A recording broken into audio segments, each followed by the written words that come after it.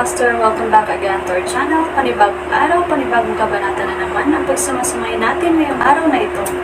At kung bago ka sa ating channel, pag-click ang subscribe button and hit the notification bell para updated kayo sa ating mga susunod na videos. So mga Master, bago natin simulan ang ating kabanata ngayong araw na ito, huwag po sana natin skip yung ads mga Master, no, dahil malaking bagay na po yan sa ating munting channel. So simulan na natin kabanata ngayong araw na ito. Let's go! Kabanata 531 hanggang 550. Kabanata 531 Five Valley Mountain. Nang makita ang galit na ekspresyon ni James, hindi maiwasan ni Ronald na aliwin siya, magiging maayos din ang lahat. Ang target nila ay ikaw at siguradong hindi sasaktan si Thea. Hinulaan na ni James na may mapangahas na mang-kidnap kay Thea para bantaan siya anuman ang etika para lang patayin siya. Nagpadala na siya ng 100 katao para protektahan siya ng palihim, ngunit nakidnap pa rin siya. Kailangan niyang kumalma at huwag mawala sa sarili. Ang layunin ng kaaway sa paghuli kay Thea ay upang patayin siya. Hindi nila sasaktan si Thea bukod sa gamitin siya para takutin siya. Naniniwala siya na tatawagan siya ng kalaban sa lalong madaling panahon. Sa sandaling ito, tumunog ang kanyang telepono. Ito ay isang naka-encrypt na numero. Mahinahon niyang sinagot ang telepono, "Sino ka?" Isang paus na boses ang ipinadala sa pamamagitan ng telepono, "Itim na dragon, alisin mo ang lahat ng iyong mga tao sa Mount Five Valley at sumuko sa amin. Kung hindi, maaari mong hintayin na kunin ang bangkay ni Thea." Mabilis na sinabi ng tumatawag ang kanyang pakay at ibinaba ang telepono. Umiling si Ronald at sinabing, "Ito ay isang virtual na numero ng tawag. Ang IP address ay binago ng ilang beses sa pagitan at hindi namin matrace ang partikular na lokasyon. Nasubaybayan mo na ba ang lokasyon ng telepono ni Thea?" Tanong ni James. Naiwan ang telepono ni Thea sa BMV, at nanatili ang lokasyon sa Nine Dragons Tunnel. Umiling si Ronald. "Paalisan ang lahat mula sa Mount Five Valley." Naiintindihan. Mabilis na ipinasa ni Ronald ang order. Hindi nagtagal, umalis ang lahat na nakatago sa Mount Five Valley. Pagkatapos, tumayo si James at naglakad patungo sa pinagtataguan ni May. Dumating siya sa kuweba na si May ay nagtatago ng napakabilis. Nagpanggap si May na nasugatan ng baril at nagtago sa kuweba. Lumitaw si James, at mabilis na ipinakita ni May ang kanyang sarili. Tinanong niya, "James, bakit ka napaaga?" "Nabigo ang operasyon. Kinuha nila ang asawa ko," malungkot na sabi ni James. "Ano?" Nagbago ang ekspresyon ni May at nagtanong, "Ano ang sinusubukan nilang gawin? Bakit nila nilabag kahit ang pinakapangunahing tuntunin? Gusto ba nilang ipagbawal ng kanilang mga kapantay? Ako ang target nila. Dapat umalis ka muna. Delikado kung ipagpatuloy mo ang pananatili dito," mahinahong sabi ni James. "Paano ako makakaalis?" Umiling si May. Kasalanan niya iyon. Hindi sana makikidnap si Thea kung hindi siya nagmumungkahi na akitin ang Black Snake kanina. "Sinasabi ko sa iyong umalis ka." Desididong wika ni James. Natigilan si May. Nawala siya sa loob ng ilang segundo, pagkatapos ay naalala ang sarili. Tumango siya. "Okay." Pagkatapos, mabilis siyang umalis sa lugar. Mag-isang naghihintay si James sa kuweba. Umupo siya sa isang bato sa pasukan ng kuweba at humihit-hit ng sigarilyo. Nagkaroon ng bahagyang pulang kislap ng nasusunog na upos ng sigarilyo sa dilim. Maya-maya, napansin ni James na may papalapit. Sumulyap siya sa kadiliman at malamig na sinabi, "Lumabas ka." "Haha." Isang malakas na tawa ang umalangaw-ngaw. "Tulad ng inaasahan mula sa Black Dragon, napansin mo agad kami sa sandaling sinubukan naming lumapit." Habang umaalingaw-ngaw ang halakhak, ilang mga figure ang nagpakita ng kanilang sarili mula sa kadiliman. Ang mga taong ito ay binubuo ng mga lalaki at babae, matatanda at kabataan. Alam ni James na ang mga taong ito ay ang nangungunang mga mamamatay tao at ang kanilang kasalukuyang mga pagpapakita ay isang disguise. Sa pagkakataong ito, muling tumunog ang telepono ni James. "James, you better not resist and surrender to them if you want Thea to survive." Malapit mo na siyang makita. Natapos magsalita ang kabilang partido at ibinaba ang tawag. Kalmadong sinulyapan ni James ang 7 hanggang 8 tao sa kanyang harapan. Natapos ang paghit-hit ng sigarilyo niya at tumayo. Pagkatayo niya ay mabilis na napaatras ng ilang hakbang ang 8 tao. Huwag kang mag-alala, hindi ako aatake. Tara na, malamig na sabi ni James, isang matandang lalaki ang lumapit sa kanya, naghagis ng lubad, at malamig na sinabi, itali mo ang iyong sarili. Napatingin si James sa matandang lalaki. Sa isang sulyap, pakiramdam ng matanda na siya ay tinatitigan ng isang hayop. Sa kabila ng pagpasok, hindi mabilang na mga sitwasyon sa buhay at kamatayan, hindi napigilan ng kanyang puso ang paglaktaw ng isang tibok. Naiinis na sinabi ni James, how about demonstrating how to tie yourself? Matutunan ko ang kasanayan mula sa iyo. Ang video na ito ay edited by Urban Storytelling. Kabanata 532. Ang nakatatandang lalaki na unang nagsalita ay hindi basta-basta. Siya ay isang kilalang powerhouse sa Assassin Leaderboard. Napatingin siya kay James at ngumisi. Lumapit siya, pinulot ang lubad sa lupa, at sinimulan itong balutin sa sarili niya. Hindi nagtagal, itinali na niya ang sarili. Alam mo na ba kung paano gawin ito ngayon? Ngumisi ang matanda. Ngumiti si James nang walang pakialam. Lumakad siya ng ilang hakbang pasulong. Kapag umabant na siya, uurong ang assassin na nasa harapan niya. Bagamat tumawag ang itim na ahas upang ipaalam sa kanila na ang asawa ng itim na dragon ay nahuli at madali itong sumuko, ito pa rin ang itim na dragon na kanilang kaharap. Ang lahat ng 28 nasyon na martial arts gurus ay nagsanib puwersa laban sa kanya ngunit pinatay niya. Daan-daang libong tropa ang nagtangkang patayin siya ngunit hindi nagtagumpay. Ang kamatayan ay darating nang hindi inaasahan kung ang isa ay hindi mag-iingat laban sa gayong tao. Mabilis na kinalas ng matandang mamamatay tao ang kanyang sarili, kinuha ang lubad, at naglakad patungo kay James para itali siya. Hindi tumanggi si James at pinayagan siyang gawin ang gusto niya. Hindi nagtagal, tuluyan na siyang natigilan. Haha, itim na dragon, iyon lang. Madali siyang nahulog sa mga kamay natin. Hindi ko inasahan na ang 10 bilyon ay napakadaling kumita. Tumawa ng malakas ang mga assassin na naroroon. Dalhin mo siya sa Black Snake. Si James ay dinala palabas ng Mount 5 Valley sa isang itim na kotse. Ang kanyang mga paa ay nakatali, at ang kanyang mukha ay natatakpan ng isang itim na tela, ganap na hindi makita kung ano ang nangyayari sa kanyang paligid. Hindi ka pani-pani walang lubak-lubak ang daan na kanilang dinaanan. Makalipas ang 1 oras o higit pa, huminto ang sasakyan. Umalis ka na. Hinayla si James palabas ng sasakyan. Natanggal ang itim na tela sa mukha niya. Wala na sila sa Kensington. Ito ay isang maliit na nayon at sa likod nito ay isang napakalaking bundok. Daan-daang pamilya ang nakatira sa paanan ng bundok. Nasa entrance sila ng village. Woof, woof, woof. Tumahol ang isang aso mula sa loob ng nayon. Maraming tao ang nagbabantay sa pasukan ng nayon. Ang mga lalaki ay nakasuot ng itim, nakatikip ang kanilang mga mukha ng mga maskara at may hawak na mga sandata. Kumunat ang noo ni James sa eksena. Hindi niya inaasahan na magkakaroon ng base ang Dark Castle sa Seoul. Ang base ay nasa nayong ito.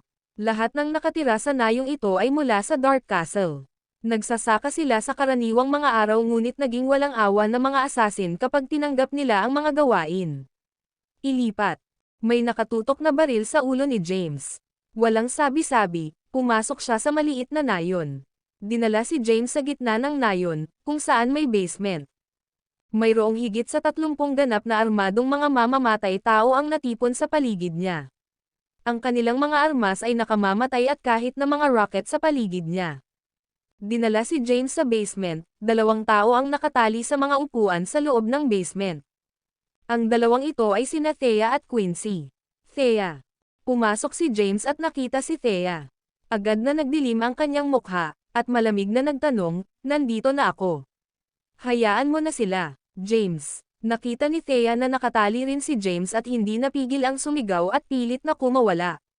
Gayunpaman, siya ay ganap na nakatali, at ito ay walang silbi kahit gaano siya nagpumiglas ng, haha. Isang namamaos na tawa ang umalangaw-ngaw. Pumasok ang isang lalaking nakasuot ng itim na Amerikana at sombrero na may tato na itim na ahas sa kanyang mukha. Umupo siya sa upuan at sinulyapan si James, na nakatali, na may mapaglarong ngiti. Ang maalamat na military god ay walang iba kundi ito.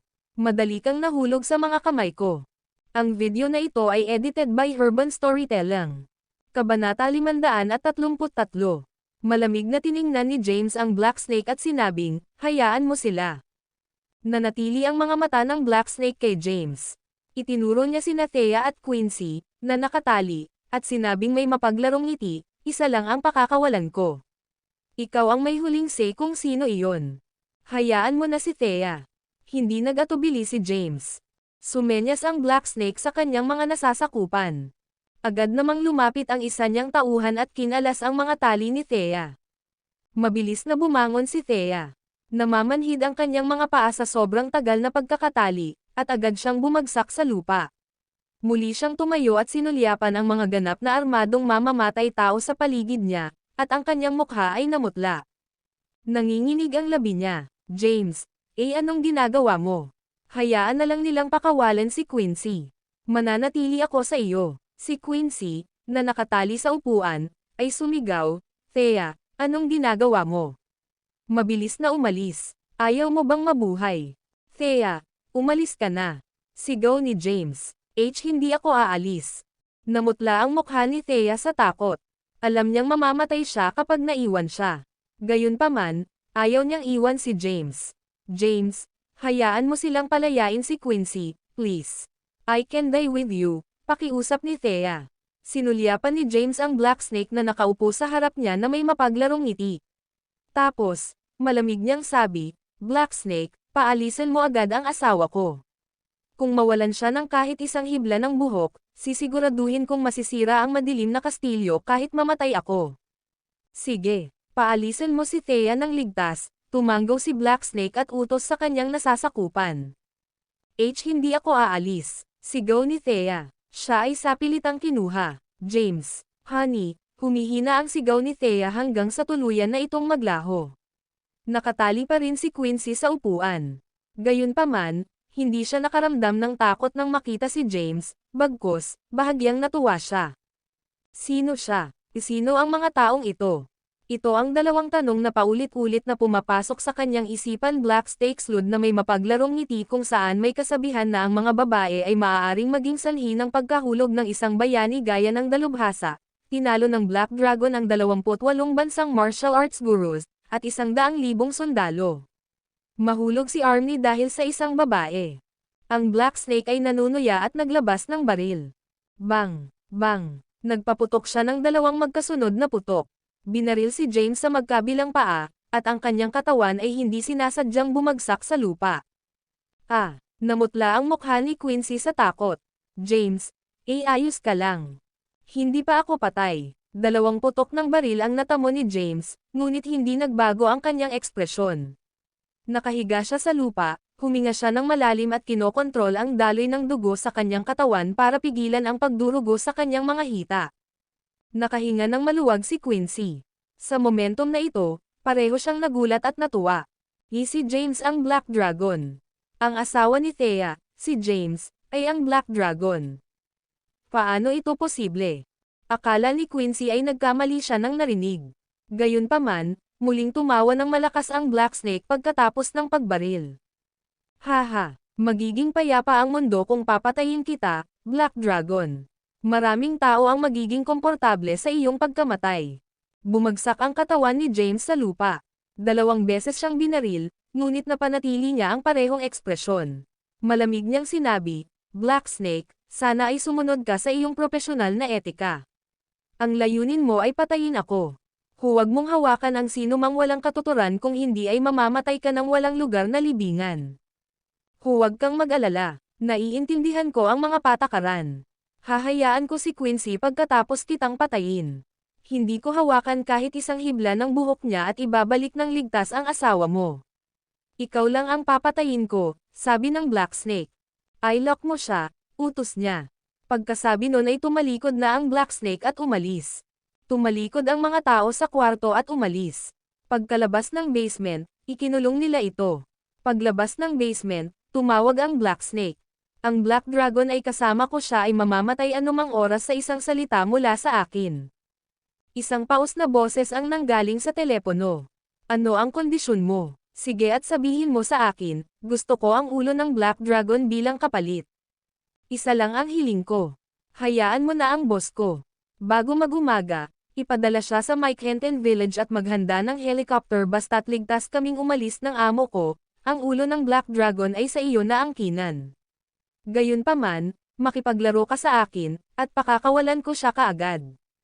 Nagkaroon ng katahimikan sa kabilang dulo ng telepono. Makalipas ang 10 segundo. Okay, promise ko sa'yo. Maghihintay ako sa iyong magandang balita. Ibinaba ng Black Snake ang telepono. Black Snake, nasa iyo na kung mabubuhay o mamatay ang Black Dragon dahil nahuli na natin siya. Natapos na ang ating misyon, kaya kailan ibibigay ang ating bounty? Bahagyang iwinagayway ng Black Snake ang kanyang kamay. Pasensya ka na, maghintay hanggang madaling araw. Pagkalipas ng madaling araw, kung makatakas ka sa Kensington ay depende sa kakayahan ng lahat. Makukuha mo ang bounty kung mabubuhay ka, at kung hindi, wala kang makukuha. Ang video na ito ay edited by Urban Storytelling. Kabanata 534, Mike Henton Village, Underground Basement. Nakalock ang bakal na pinto, at maraming fully armed assassin ang nakatayo sa labas.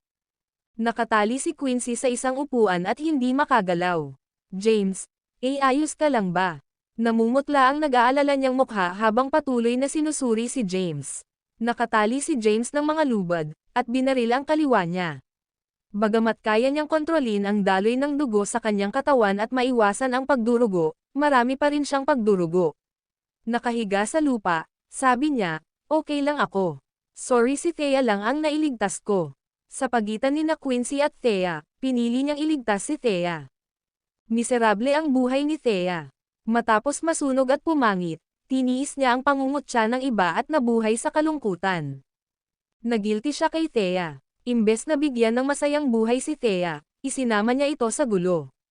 Hindi niya alam kung gaano katagal ang mga araw na ito, ni hindi niya alam kung ano ang mangyayari sa hinaharap. Hindi kita sinisisi, mahinang sagot ni Quincy. Huminga siya ng malalim. Hindi ko lang akalain na itatago mo ito ng husto.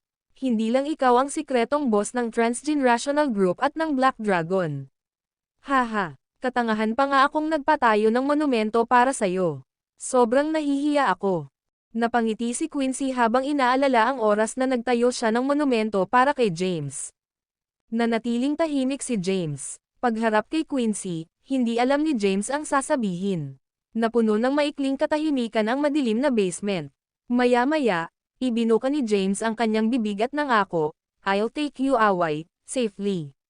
Sige, pinagkakatiwalaan kita. Si Quincy ay may hindi maipaliwanag na tiwala kay James. Siya ang Black Dragon. Ang 28 bansang martial arts gurus ay nagsanib puwersa upang patayin siya, at 100,000 tropa ang ipinadala upang tugisin siya. Gayunpaman, nakaligtas siya. Siya ang tagapag-alaga ni Sol. Ang gayong hindi kapani-paniwalang tao ay hindi mapapabagsak ng ganoon kadali. Maya-maya, bumukas ang bakal na gate. Ang Black Snake ay pumasok sa basement. Binuksan niya ang mga ilaw. Ang madilim na silong ay naiilaw. Clump, clump, clump. Ang kanyang mga leather na sapatos ay bumagsak na may mabigat na sinulid habang nakadikit sa lupa. 2 tao ang pumasok at tinulungan si James na makatayo sa lupa. Umupo si James sa lupa, kalmadong sinulyapan ang Black Snake, at sinabing, Black Snake, naglalaro ka ng apoy. Alam mo ba kung saan ang lugar na ito? Ito ay Kensington, ang punong tanggapan ng 5 hukbo, kung saan ang Blythe King ang namamahala. Kasalukuyan mong pinupukaw ang autoridad ng Blythe King. Napangiti ang itim na ahas at sinabing, itim na dragon, handa na ako para sa kabiguan dahil nang ahas akong kumilos. Wala akong planong umalis ng buhay. Gayunpaman, tila nagtagumpay ako sa higit sa kalahati ng aking plano, batay sa kasalukuyang sitwasyon. Ngayong nasa kamay ka na, makakaalis na ako ng ligtas. Ganun ba? Ngumiti si James at iniba ang usapan. Tinanong niya, saan mo ipinadala ang aking asawa? Huwag kang mag-alala, may mga rules na sinusunod ko. Hindi ko papatayin ang asawa mo kung sasabihin kong hindi ko siya papatayin. Pinaalis ko na siya ng ligtas. Nakahinga ng maluwag si James. Hanggat ligtas si Thea, tiwala siyang lalaban sa lugar na ito. Black Snake, Alam mo ang tungkol sa akin, kaya sa tingin mo ba ang pagtali sa akin at pagbaril sa akin ng 2 beses ay makakapigil sa akin? I could fight my way out if I want, casual na sabi ni James. Alam ko. Mahina hong sumagot si Black Snake, may 3 layer ng depensa sa labas na may mga armadong mamamatay tao. Bukod pa rito, ang nangungunang 10 mamamatay tao ay nanonood sa lugar. Wala sa kanila ang mas mahina kaysa Mayo. 2 beses ka nang binaril, at kung kaya mong ipaglaban ang iyong paraan, dapat ay hindi ka pani-paniwalang kaya mo. Ha, bahagyang ngumiti si James. Tiwala ang Black Snake. Tiwala siya sa kanyang lakas, sa nangungunang 10 mamamatay tao, at lahat ng mga armadong mamamatay tao sa paligid ng lugar. Ang isang hukbo ng 100,000 tao ay hindi maaaring pigilan siya, pabayaan ang mga taong ito. Pumikit si James at hindi na nagsalita. James, ayokong patayin ka, isa ka sa pinakamalakas na tao, siguro number 1 sa mundo. Walang kalaban-laban sa one-on-one fight basta't handa kang sumali sa Dark Castle at maging boss, naniniwala akong tiyak na sisikat ito sa buong mundo sa ilalim ng iyong pamumuno. Ang video na ito ay edited by Urban Storytelling. Kabanata 535.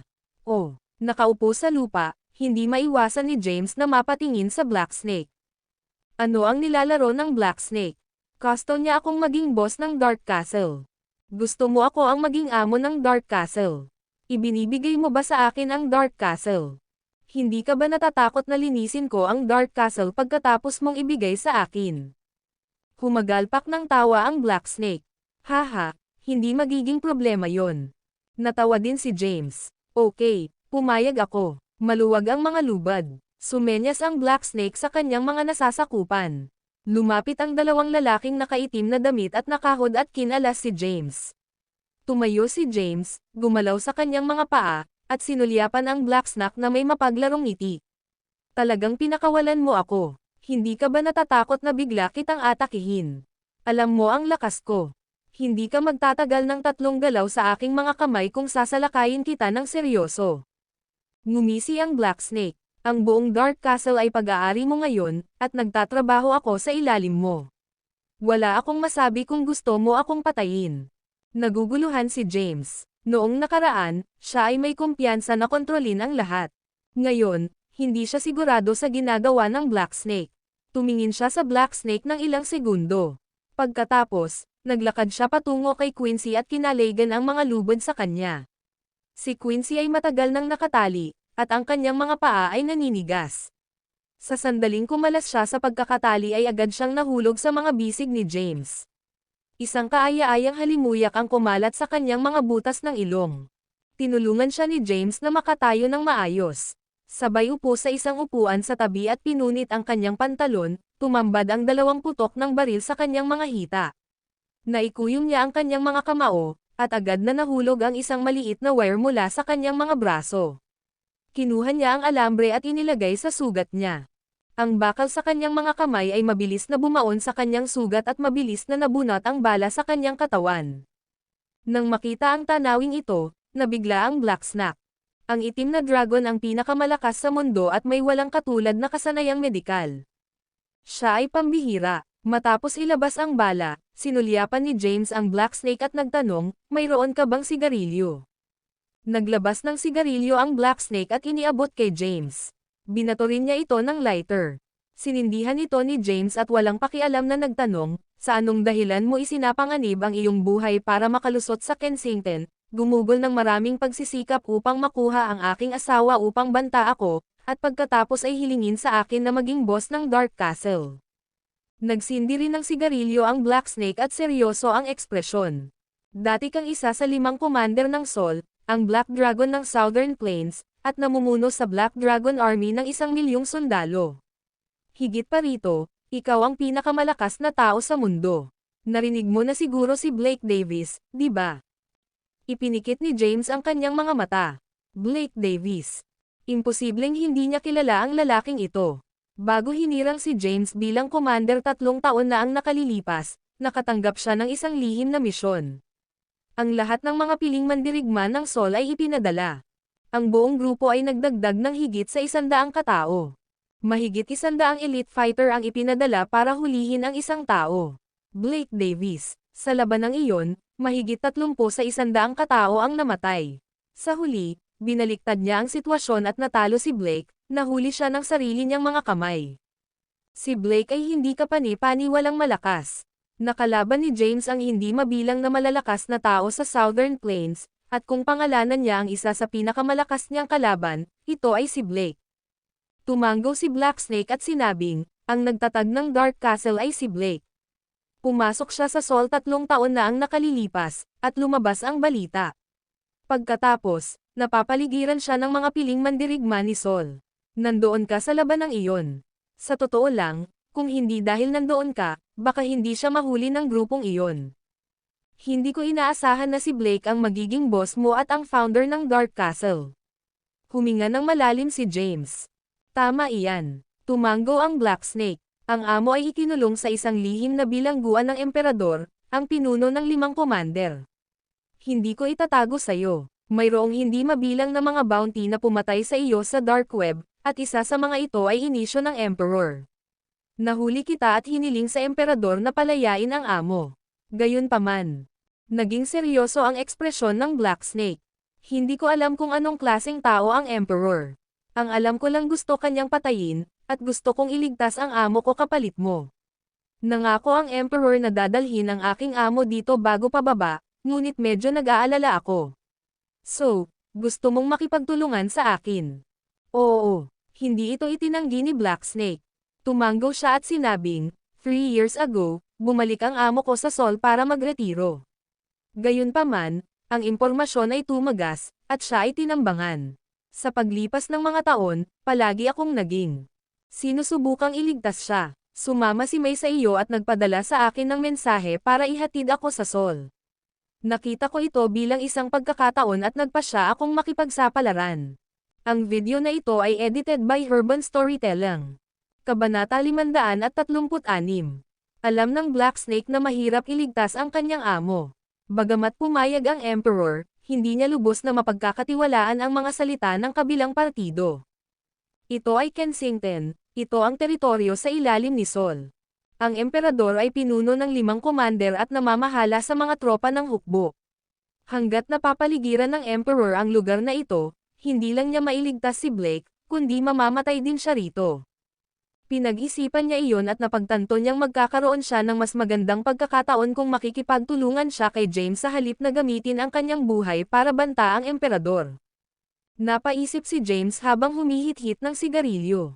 Hindi niya kilala si Blake pero alam niya kung anong klaseng organisasyon ang Dark Castle.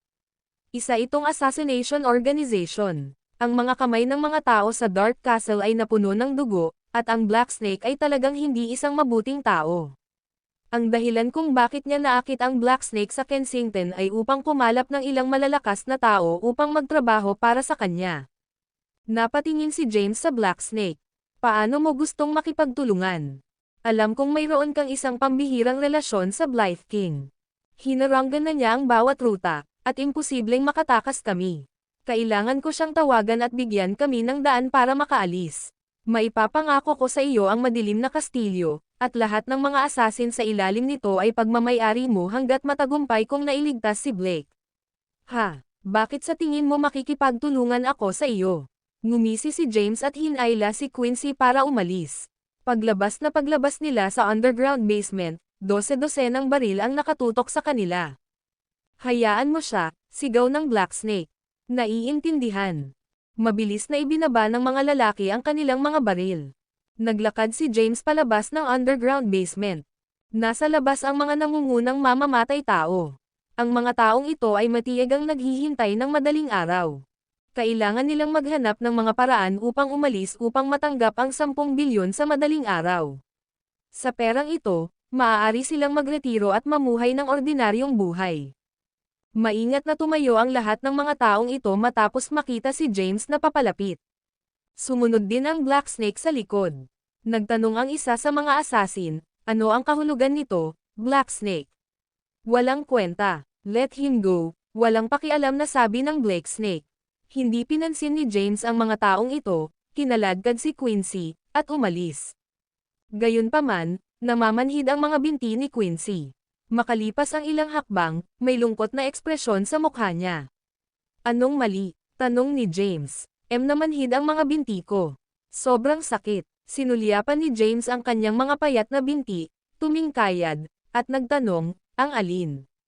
Ito. Itinuro ni Quincy ang kanyang kanang binti. Inabot ni James at marahang minasahe ang kanyang guya ng ilang beses. Ano ang pakiramdam ngayon? Mas maganda. Tumayo si James, hinayla si Quincy, at nagpatuloy sa pag-alis sa lugar. Ang mga ito ay mga kasumpa-sumpa at malalakas na asasin na nagtipon. Gayunpaman, wala sa kanila ang kumilos. Nakatingin lang sila kina James at Quincy. Umalis. Maraming mga armadong taga-baryo ang nagtipon sa nayon. Ang nayon ay mahigpit na binantayan, ngunit si James ay madaling lumabas ng nayon. Pagkalabas ng nayon, huminto si James. Umupo siya sa isang bato at napaisip ng malalim. James, bakit hindi tayo aalis? Hindi mo iniisip na makipagtulungan sa mga masasamang tao, tama ba? Tanong ni Quincy na nakakunot ang noo. Huminga ng malalim si James pagkaraan ng mahabang panahon at sumagot, hindi mo naiintindihan ang sitwasyon ko. Bumalik ka muna sa Kensington. Mananatili ako sa likod para mag-obserba. Pinag-isipan ito ni James at nagpas siyang makipagsapalaran. Ang Dark Castle ay isang napakalakas na organisasyon. Ang mga tao sa Dark Castle ay pawang mga eksperto. Ang pagkuha ng kontrol sa Dark Castle ay makikinabang sa kanyang mga plano sa hinaharap. Hindi ako aalis. Si Quincy ay parang batang nag-aalboroto. She pouted and said, hindi ako aalis kung hindi ka sasama. Sinulyapan siya ni James at sinaway, alam mo ba kung nasaan tayo at sino ang mga tao sa loob? Assassin silang lahat, napakadelikado para sa iyo na manatili dito. Higit sa lahat, makakasagabal ka sa daraanan ko. Bumalik ka kaagad. Natigilan si Quincy. Tumulo ang luha sa kanyang mga mata. Ang video na ito ay edited by Urban Storytelling. Kabanata 537. Maghintay. Tumalikod si James at naglakad papunta sa village. Hindi nagtagal, bumalik siya doon. Haha, Black Dragon, alam kong makikipagtulungan ka sa akin. Nang makitang bumalik si James, lumapit ang Black Snake, binuksan ang kanyang mga braso, at gustong yakapin si James. Magwala, itinaas ni James ang paa niya at sinipa siya. Nagkaroon siya ng mga sugat sa binti at hindi napigilan ang pag-igting ng ngipin sa sakit ng buhatin niya ito. Napaatras ng ilang hakbang ang Black Snake at umiwas. Maghanda ka ng kotse para sa akin, sabi ni James. Ang Black Snake ay naglabas ng isang bungkos ng mga susi at inihagis kay James. Pagkatapos, sinabi niya, ang kotse ay nasa pasukan ng nayon. Kinuha ni James ang susi at umalis. Pagbalik niya, bumalik na si Quincy sa pasukan ng nayon. Gayunpaman, maraming armadong lalaki ang nagbabantay sa lugar, kaya hindi siya nang ahas na pumasok. Wala siyang kamalay-malay sa ginagawa ni James sa loob ng nayon, kaya nababalisa na lamang siya sa paglalakad sa paligid ng nayon. James. Nang makitang bumalik si James, masayang sumugod si Quincy at yamakap sa kanya. Inabot ni James ang kanyang mga kamay sa kanyang dibdib para harangan siya. Gusto niyang pigilan si Quincy na tumalon sa kanyang mga bisig, ngunit hindi niya sinasadyang nahawakan ang dibdib nito. Pulang-pula ang mukha ni Quincy. Dahil sa nahihiyang ekspresyon, mabilis na binawi ni James ang kamay niya at inilagay ang susi ng sasakyan sa kamay niya. Awkward siyang ngumiti at sinabing, ikaw muna magmaneho pabalik. Ano naman sayo? Tanong ni Quincy na namumula ang mukha. May mga importante akong dapat ayusin. Pagkatapos mong bumalik, magtungo sa Callahan's para tingnan si Thea. Siguradong kinikilabutan siya. Please help me comfort her but don't tell her about what happened, ani James. Kinagat ni Quincy ang kanyang labi at nag-isip saglit. Okay. Tumanggo siya. Pinindot niya ang susi ng kotse. Lumiwanag ang isa sa mga sasakyan sa pasukan ng nayon, lumakad siya at binuksan ang pinto. Pagkasakay sa kotse, ibinaba niya ang bintana ng kotse at pinaalalahanan si James, mag-ingat ka.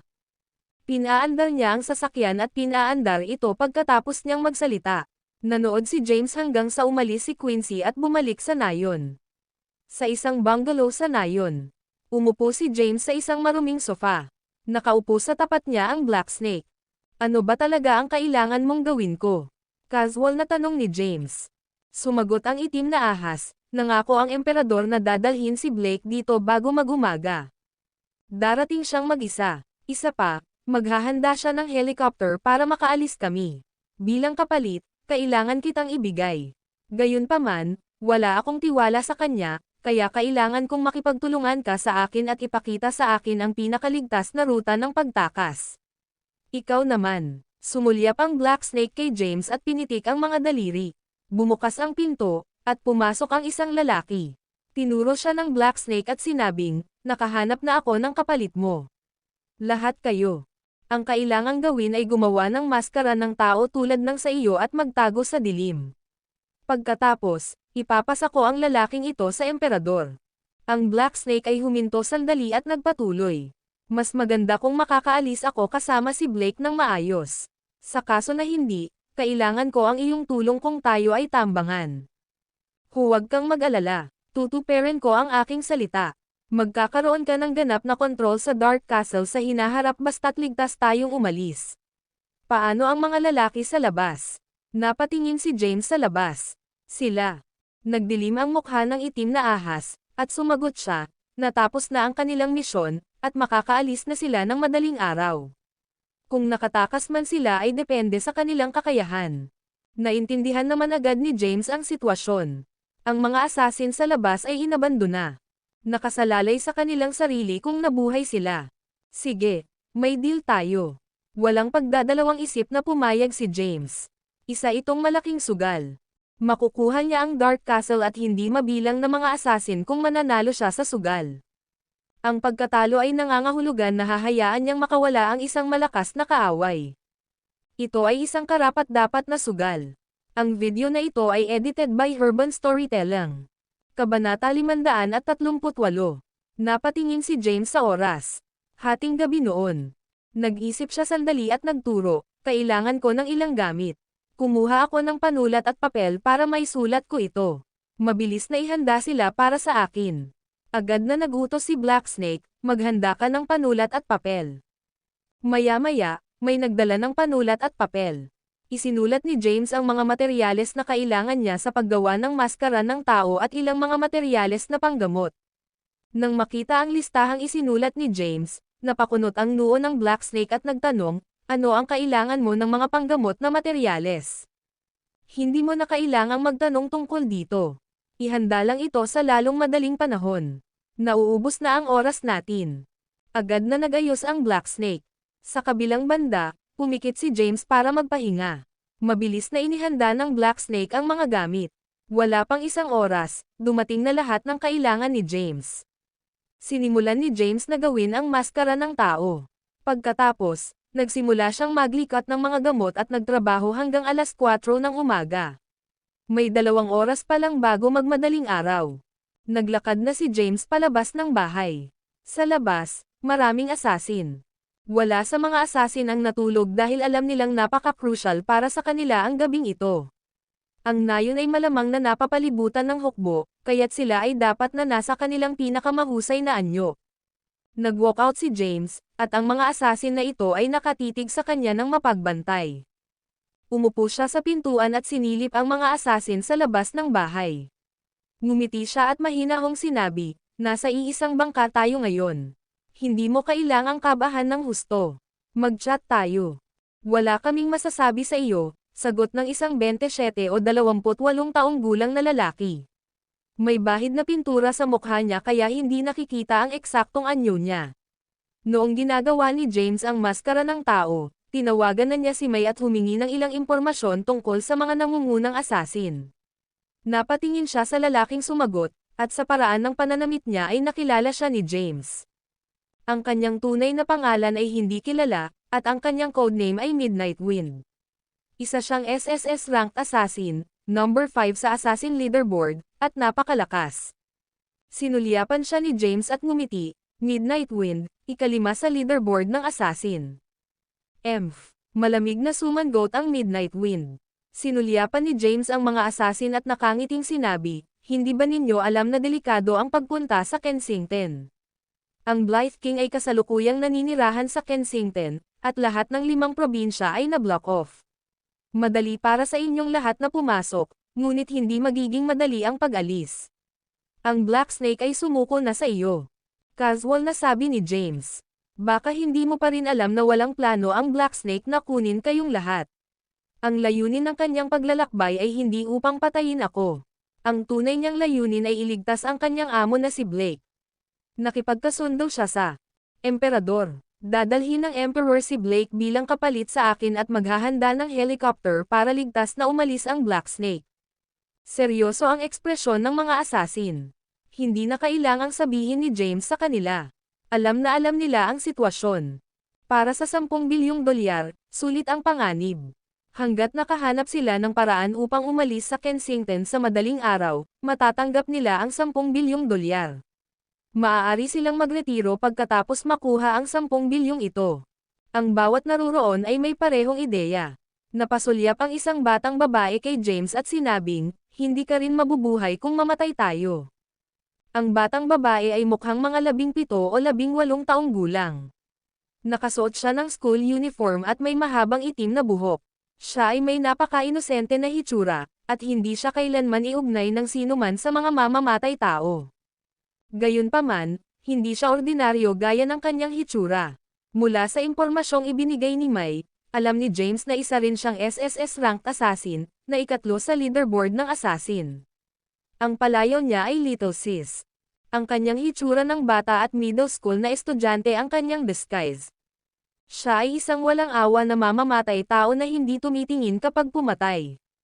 Sinulyapan siya ni James at nakangiting sinabi, nagkakamali ka dyan. Ang Black Snake ay hindi nagtiwala sa Emperor at nagpa siya na makipagtulungan sa akin. Hanggat hindi ako papatayin ng Black Snake, siguradong aalis akong buhay.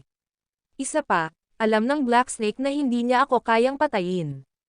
Kaya pala siya piniling magtrabaho sa akin. Black Dragon, bakit mo ito sinasabi sa amin? Tanong ng isang matandang lalaki. Ang matandang lalaki ang siyang nagtali sa kanyang sarili sa Mount 5 Valley. Pang-apat siya sa leaderboard ng assassin. Ang kanyang tunay na pangalan ay hindi kilala, at ang kanyang palayaw ay Wanderer. Ayon sa impormasyong ibinigay ni May, ang nakatatandang lalaki ay isang taong mahilig sa pagnanasa at ginugol ang lahat ng kanyang pera sa mga babae. Naglabas si James ng sigarilyo, sinindihan, at tahimik na naninigarilyo. Lahat ng mata ay nasa kanya, naghihintay ng kanyang sasabihin. Pagkaraan ng mahabang panahon, binawi ni James ang kanyang mga labi at sinabing, mag-usap tayo tungkol sa buhay. Ano ang dahilan kung bakit kayo naging mga assassin? Nang marinig ito, lahat ay napatingin kay James na may pagdududa.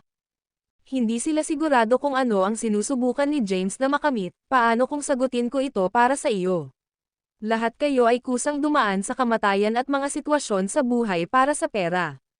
Naniniwala ako na marami sa inyo ang may mga miyembro ng pamilya, at gusto ninyong kumita ng pera para mabigyan ng mas magandang buhay ang inyong mga pamilya.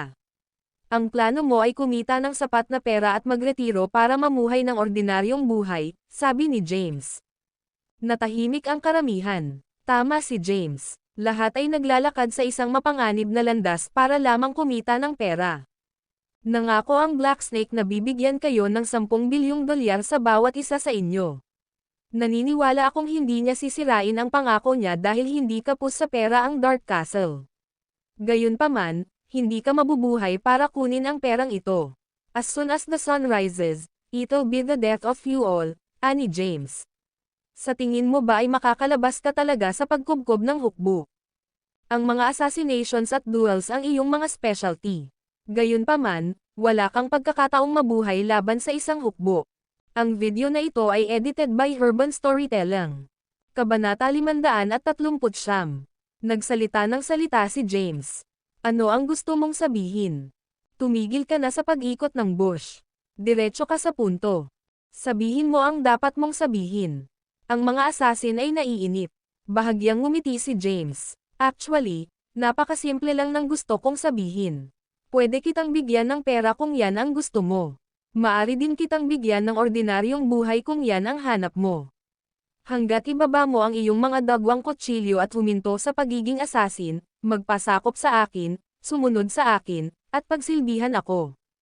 Pagkatapos, lahat ng gusto mo ay mapapasa iyo. Ang mahalaga ay mabubuhay ka. Sinabi ni James ang kanyang layunin. Mag-isip-isip kayo. Oo nga pala, I must remind you na may 2 oras na lang bago magmadaling araw. Ubos na ang oras. Pagkatapos magsalita ni James, tumayo siya at naglakad pabalik ng bahay. Sa labas ng bahay, natahimik ang grupo ng mga assassin. May sense ang sinabi ni James.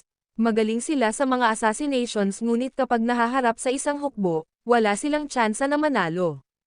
Pumasok si James sa kwarto, sumando sa sofa, at pumikit para magpahinga. Maya-maya, may pumasok. Bahagya niyang binuksan ang kanyang mga mata. Pumasok sa bahay ang isang lalaking may kayumangging balat na nasa edad 40 na nakasuot ng itim na Amerikana na mukhang nagtatrabaho sa isang construction site, madalas na nasisikatin ng araw. Black Dragon, handa akong isumite at sundin ka. Nagsalita ang medyo may edad na lalaki. Nakangiting tumingin sa kanya si James. Ang Savage, isang assassin na may ranggo sa SSS, ay nireranggo sa ika-6 sa leaderboard ng assassin. Hindi niya inaasahan na ang mga assassin ay kusang magpapasakop sa kanya ng ganoon kaga. Gayunpaman, hindi niya pinabayaan ang kanyang pagbabantay sa mga assassin na ito. Inilabas niya ang isang tableta na ginawa niya kanina at itinapon iyon. Sinalo ito ni Savage, hinawakan sa kamay, at siniyasat sandali. Nakakunot ang noo niyang tanong, ano ito? Walang pakialam na sinabi ni James, ito ay lason. Hindi ako lubos na nagtitiwala sa iyo. Kailangan kong gumamit ng lason. Para kontrolin ka muna. Makukuha mo ang antidote kung ikaw ay masunurin. Kung hindi, papatayin ka ng lason. Pag-isipan mo muna. Hindi rin kita pinipilit. Bahagyang nag-alinlangan si Savage, saka kinain ang lasong ginawa ni James. Pagkatapos kumain, sinabi niya, kailangan ko ng 10 bilyong dolyar. Magtatrabaho ako para sa iyo sa buong buhay ko kung bibigyan mo ako ng 10 bilyong dolyar. Bahagyang ngumiti si James at sinabing, madali lang iyan. 10 bilyong dolyar. Walang pera si James. Gayunpaman, ang Black Snake ay nangako sa kanila ng 10 bilyong dolyar, kaya hanggat maaari niyang i-recruit ang mga assassin na ito, maaari siyang humingi ng pera sa Black Snake. Bumaba ka na at magpahinga. Ikinaway ni James ang kamay niya. Naiintindihan. Tumalikod si Savage para umalis. Hindi nagtagal pagkaalis niya, may pumasok na ibang tao. Ito ay isang babaeng nakasuot ng masikip na itim na leather jacket at pantalon. Siya ay may magandang figure at mahabang kulay pilak na buhok, na nagpamukha sa kanya na hindi kapani-pani walang sexy. Death Dance, ika-10 sa leaderboard ng assassin. Napatingin si James sa babaeng lumapit mula ulo hanggang paa. Siya ay napakarilag at may magandang figure. Itim na dragon. Magtatrabaho ako para sa iyo. Ang saligan ay binibigyan mo ako ng 10 bilyong dolyar at panatilihin akong buhay. Pagpasok pa lang ng Death Dance sa silid, diretso niyang sinabi ang kanyang mga kondisyon. No problem, tumanggo si James at sumang-ayon. Inilabas niya ang inihandang lason at itinapon sa Death Dance. Kumain ka na. Ano ito? Ito ay lason. Pagkatapos kunin ito, kakailanganin mong uminom ng antidote bawat linggo. Kung walang panlunas, ang lason ay kumakalat, at ang iyong katawan ay mabubulok mula sa loob. Sa 3 araw, mamamatay ka. Bahagyang nagbago ang mukha ni Death Dance. Pag-isipan mong mabuti bago mo kainin. Hindi kita pipilitin, walang pakialam na sabi ni James. Saglit na nag-alinlangan si Death Dance, pagkatapos ay direktang kinain ang lasong ginawa ni James. Bahagyang ngumiti si James at sinabing, sige. Bumaba ka na at magpahinga. Ihahatid na kita pagkatapos ng madaling araw. Sunod-sunod na nakita ng mga nangungunang assassin sa leaderboard si James. Maingat nilang tinitimbang ang mga kalamangan at kahinaan. Sila ay nasa isang napakadelikadong sitwasyon kung saan ang posibilidad na mabuhay ay napakaliit. Bukod dito, ang mga kondisyon ni James ay kaakit-akit. Upang mabuhay at kumita ng pera, lahat sila ay nakompromiso. Pinili nilang sundan si James at kusa nilang kinuha ang lason. Nag-recruit si James ng ilang malalakas na subordinate nang walang kahirap-hirap. Sa mga powerhouse na ito, mas madali para sa kanya na maisakatuparan ang kanyang mga plano. Ang video na ito ay edited by Urban Storytelling. Kabanata 540. Sa nayon, isa pang bahay. Umupo ang itim na ahas sa sofa, ipinatong ang kanyang mga kamay sa mesa, at marahang pinunasan ang kanyang mga templo. Nakatayo sa tabi niya ang isang subordinate. Black Snake, ang Black Dragon ay nag-recruit ng ilan sa mga assassin na kinuha namin.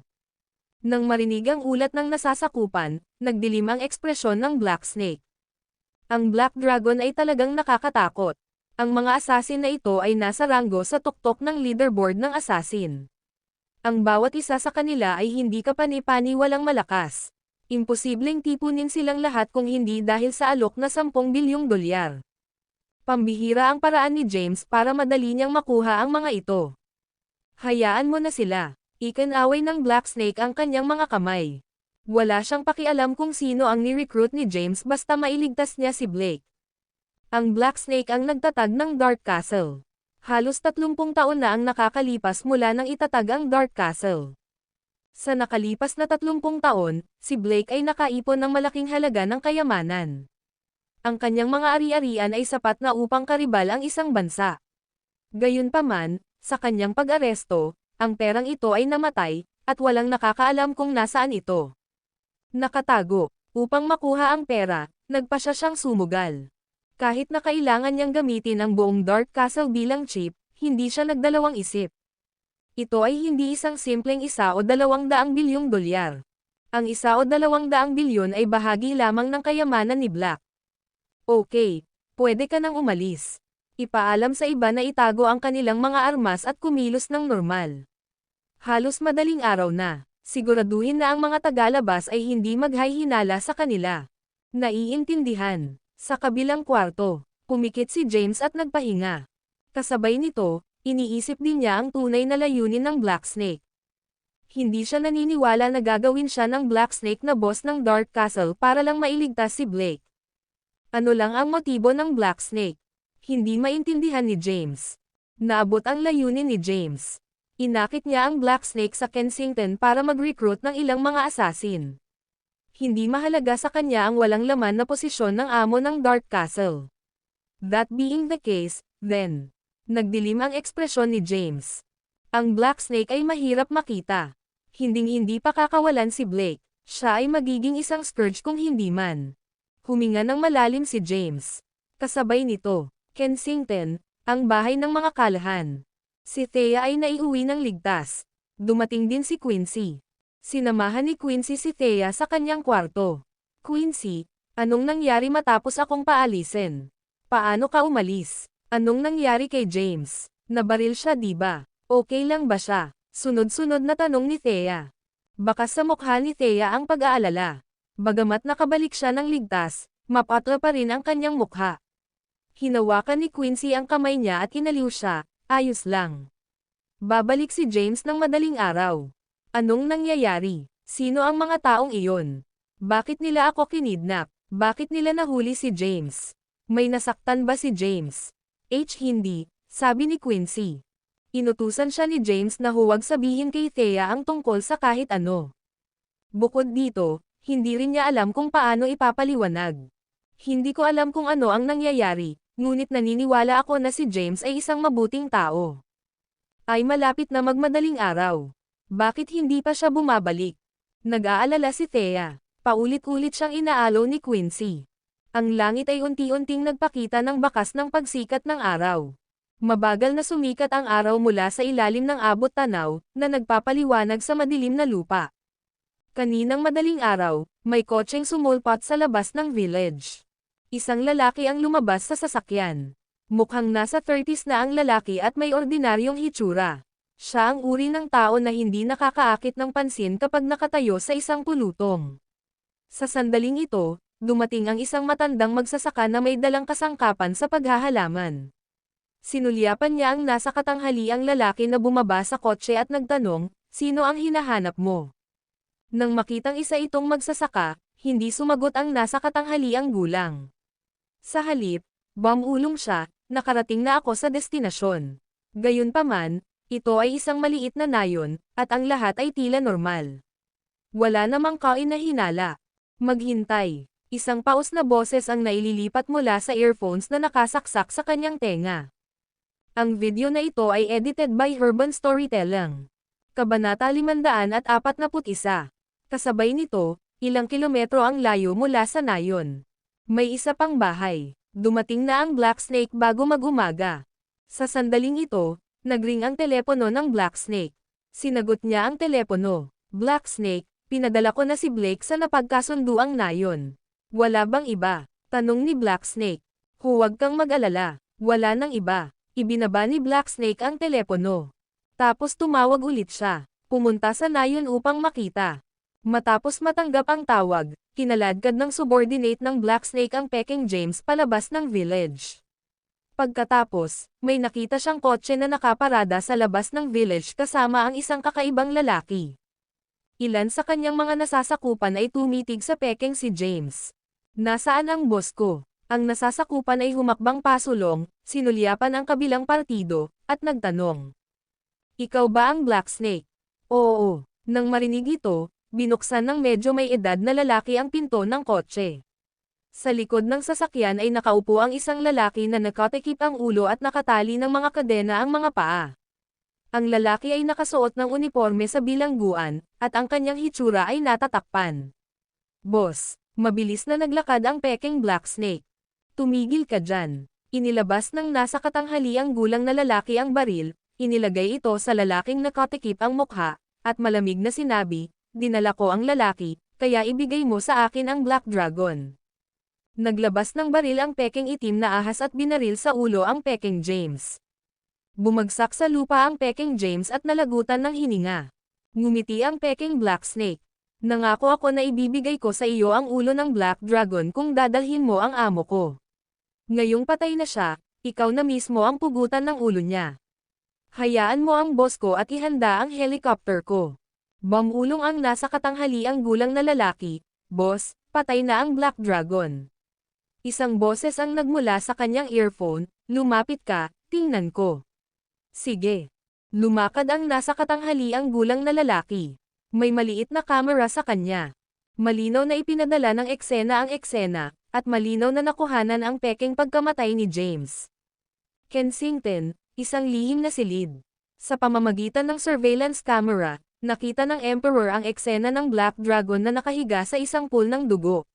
Bigla siyang tumayo at nagturo, patay na ang Black Dragon. Kumilos at hulihin silang lahat ng sabay-sabay. Naiintindihan. Matapos matanggap ng nasa katanghaliang gulang na lalaki ang order, tiningnan niya ang Peking Black Snake at ngumisi. Pagkatapos, agad siyang naglabas ng granada sa kanyang baywang at ibinato sa kanya. F*6. Ang Peking Black Snake ay mabilis na umiwas at galit na galit. Sumakay sa kotse ang middle-aged na lalaki kasama si Blake at umalis. Agad namang sumulpat ang ilang lalaking nakasuot ng itim at ganap na armado. Ang mga lalaki ay nagmamadaling pumasok sa nayon. Bang! Umalangaw-ngaw ang mga putok ng baril. Ilang kilometro ang layo. F*6. Hinampas ng Black Snake ang mesa, at naputol sa kalahati ang mesang kahoy. Emperador, how dare you play me? Hindi pa ito tapos. Ang mukha ng itim na ahas ay dumilim na nakakatakot. Itim na ahas. Nagmamadaling lumapit ang isang nasasakupan at sumigaw, nagpakita ang mga hindi kilalang puwersa at nilipol ang nayon. Papunta sila sa direksyon natin. Umalis. Agad namang nagutos ang Black Snake. Pagkatapos, naalala niya si James, sinulyapan niya si James, na tahimik na nakaupo sa sofa, at hinawakan ang kanyang life-saving straw. James, ikaw lang makakaalis sa kanya ngayon. Akayin mo ako palabas ng lugar na ito. Tawagan ang Blythe King para samahan ako. Hangay-hit ng sigarilyo si James ng mahinahon at sinabing, inutusan mo ba ako, Black Snake? James, pumayag kami. Bago pa matapos magsalita ang Black Snake, isang baril ang nakatutok sa kanyang ulo. Si Little Sis, isa sa nangungunang 10 asasin, ay humawak ng pistol sa ulo ng Black Snake. Isang madilim. Sumili ang ekspresyon sa kanyang inosenteng mukha. Malamig siyang tumawa, Black Snake, huwag kang gumalaw ng walang ingat. Madali akong matakot at baka mapatay kita kapag nanginginig ang mga kamay ko. Ang video na ito ay edited by Urban Storytelling. Kabanata 542. Ang Black Snake ay hindi ng ahas na gumalaw na may baril sa ulo. Bagamat pumangalawa siya sa leaderboard ng mga assassin, lahat ng nag-iisip na mamamatay tao ay naroroon, at walang mas mababa sa kanya sa isang tunggalian. Anong ibig mong sabihin dito, Black Dragon? Naging tapat ako sa iyo at binigyan pa kita ng madilim na kastilyo, ngunit lumalaban ka sa akin. Sabi ng Black Snake na may pagtatampo. Tumayo si James at mahinahong sinabi, wala akong tiwala sa iyo. Masyado kang maraming tinatago sa akin. At saka, ikaw ay tuso at skimang. Mula nang dumating ka sa Kensington, nagpaplano ka na laban sa akin at gusto mong gamitin. Hinding-hindi, seryoso ako. Gusto ko lang iligtas ang boss ko. Iniligtas niya ang buhay ko. Matagal na akong namatay kung hindi dahil kay Blake. Gagawin ko ang lahat para iligtas siya, sigaw ng Black Snake. Patayin mo siya, utos ni James. Tumalikod siya at agad na naglakad papunta sa pinto. Sa sandaling ito, ang Black Snake ay natakot. Pumapangalawa siya sa assassin leaderboard. Mula sa kanyang debut, hindi siya kailanman natakot sa anumang bagay at hindi kailanman pinagbantaan. Itim na dragon. Mayroon akong isang mahalagang piraso ng impormasyon na ako ipapalit sa buhay ko. Oh, huminto si James, tumingin sa pinagpapawisang Black Snake, at nagtanong, anong impormasyon ito? Ang boss ko, si Blake, ang nagtatag ng Dark Castle. Nakakolekta siya ng malaking halaga ng kayamanan sa nakalipas na 30 taon. Ang kanyang mga kayamanan ay sapat na upang karibal sa isang bansa. Ang kanyang panghabang buhay na kayamanan ay nakabaon sa isang underground basement sa Seoul, sabi ni Black Snake. Hindi ako interesado. Dapat mong malaman na ako ay dating Black Dragon ng Southern Plains. Ako ang may kontrol sa Blade of Justice. Sa tingin mo ba kapos ako sa pera? Para sa akin, ang pera ay ilang numero lamang. Iba ito. Hindi lang pera. Ginto sila. Binubuo ito ng mga alahas na ginto at pilak ang ilan ay hindi mabibili ng salaping mga antiko, nag-aalalang sabi ni Black Snake. Tumalikod na si James at umalis. Bang! Pagtalikod ni James, nagpaputok si Little Sis. Ang Black Snake ay nahulog sa isang pool ng dugo. Ayon sa plano ni James, gusto niyang i-recruit ang Black Snake. Hindi niya inaasahan na makukuha ng Black Snake ang tanong na mamamatay tao na darating sa Kensington. Ang Black Snake ay walang silbi dahil nasa kanya na ang iba. Ang mga nasasakupan ng Black Snake ay natakot at hindi nang ahas na magsalita. Nang mamatay ang Black Snake, ipadala lumuhad sa lupa ang kanyang mga nasasakupan. Black Dragon, handa akong sumuko. Pakiusap patawarin mo ako. Walang gaanong simpatiya si James sa mga taong ito. Ang pagpapahintulot sa kanila na mabuhay ay magdudulot lamang ng higit na pinsala sa iba. Patayin silang lahat. Bang! Bang! Bang! Umalangaw-ngaw ang mga putok ng baril sa loob ng bahay. Maya-maya, nag-walk out ang mga na-recruit niya. James, naayos na natin. Sige. Tumango si James. Biglang may lumapit sa kanila mula sa malayo. Ang buong grupo ay nakasuot ng itim na suit at may hawak na armas. Pinagmasdan ni James ang kanilang mga galaw at agad na naunawaan na sila ay mga sundalo, hindi nakauniporme ng militar. Hindi nagtagal, dumaan ang daan-daang tao sa harap ng bahay at pinalibutan sila. Napakunot noon ang lalaking nangunguna nang makita ang nakatayo sa harap ng bahay. Nagdilim ang mukha ng nasa katanghaliang gulang, at bamulong siya, Emperor, nakita ang Black Dragon. Kensington, isang lihim na silid. Ang video na ito ay edited by Urban Storytelling. Kabanata 543. Nakita ng Emperor ang Black Dragon na nakatayo sa harap ng bahay sa pamamagitan ng mini camera at umungal siya, "The asterisk man it, Black Snake. How dare you play tricks on me? Ano ang dapat kong gawin?" Bulong ng lalaking namumuno sa team. Gayunpaman, sa sandaling ito, isa pang grupo ng mga tao ang sumugod sa kanila mula sa malayo. "Ibaba mo ang iyong mga armas at bumagsak sa lupa."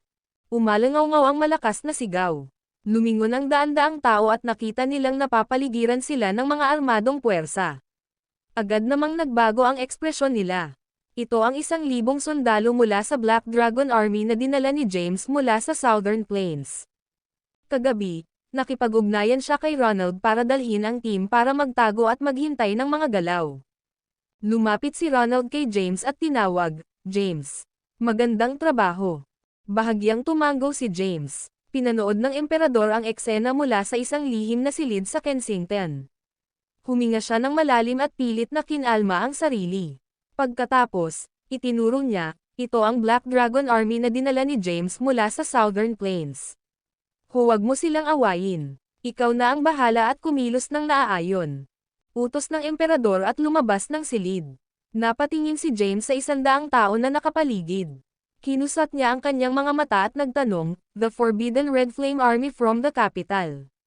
Lumapit ang nasa katanghaliang gulang na lalaki at sumaludo habang malakas na bumati, Deputy Commander ng Red Flame Army.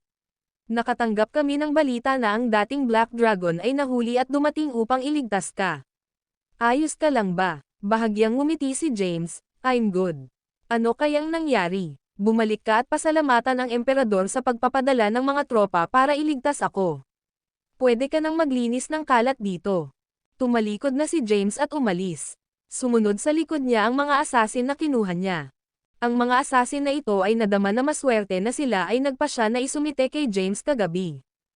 Kung hindi, ang naghihintay sa kanila ay kamatayan. Naroon ang Black Dragon Army at ang Red Flame Army. Hindi sapat ang 10 buhay para malampasan nila ang mga ito. Pagkaalis ay sumakay si James sa kotse. Sal niya sa Barksil.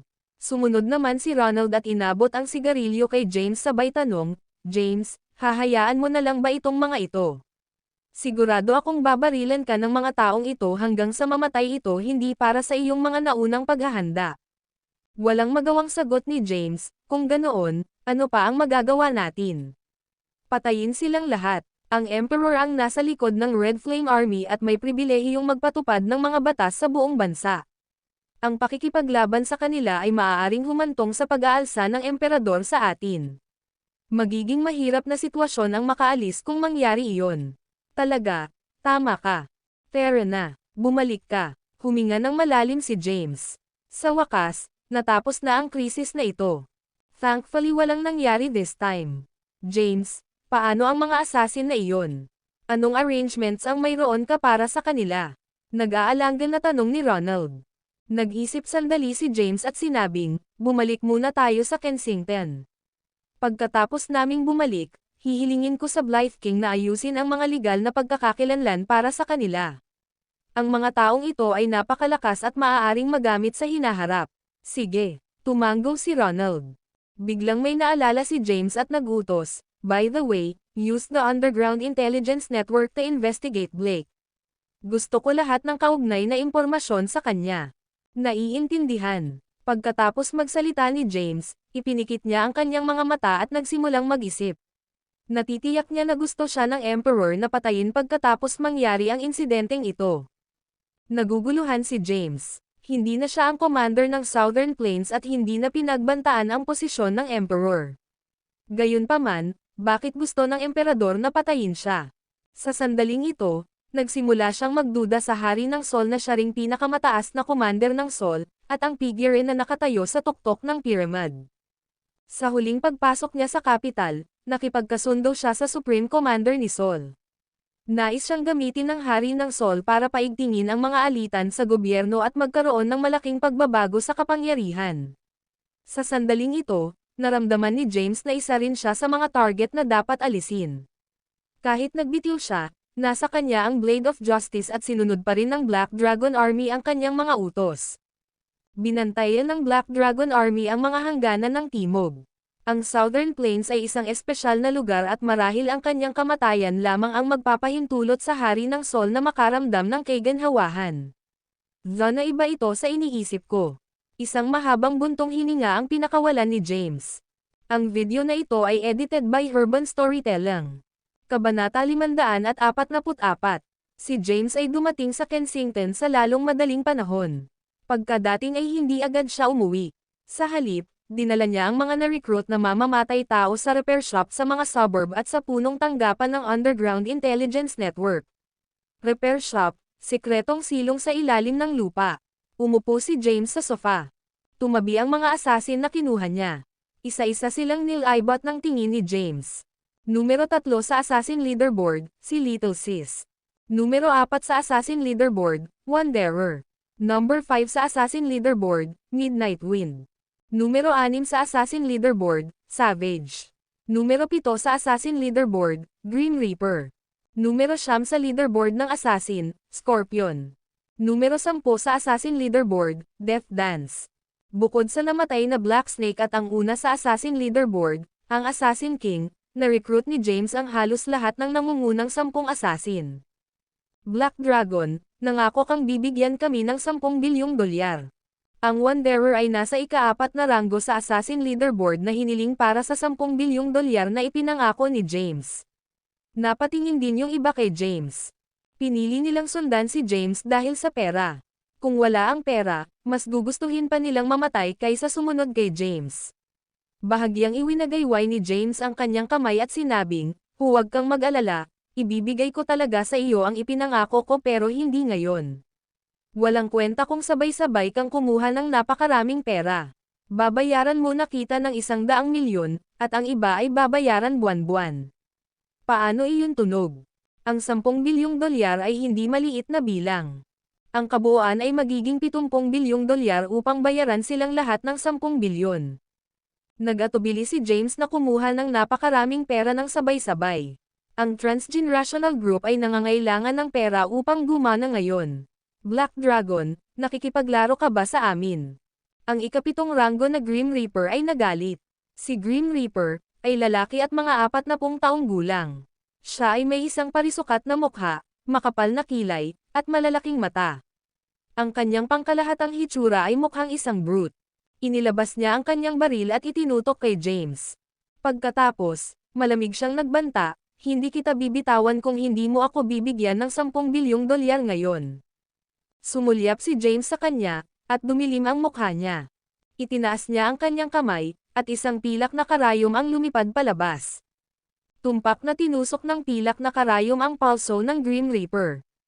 Nakaramdam siya ng matinding sakit sa kanyang palso at agad na bumagsak ang baril sa lupa. "Sabi ko ibibigay ko sayo.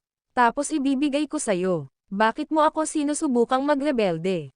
Kaya kung iligtas ang buhay mo, at maaari kitang patayin anumang oras." Ang 100 milyon ay hindi maliit na halaga.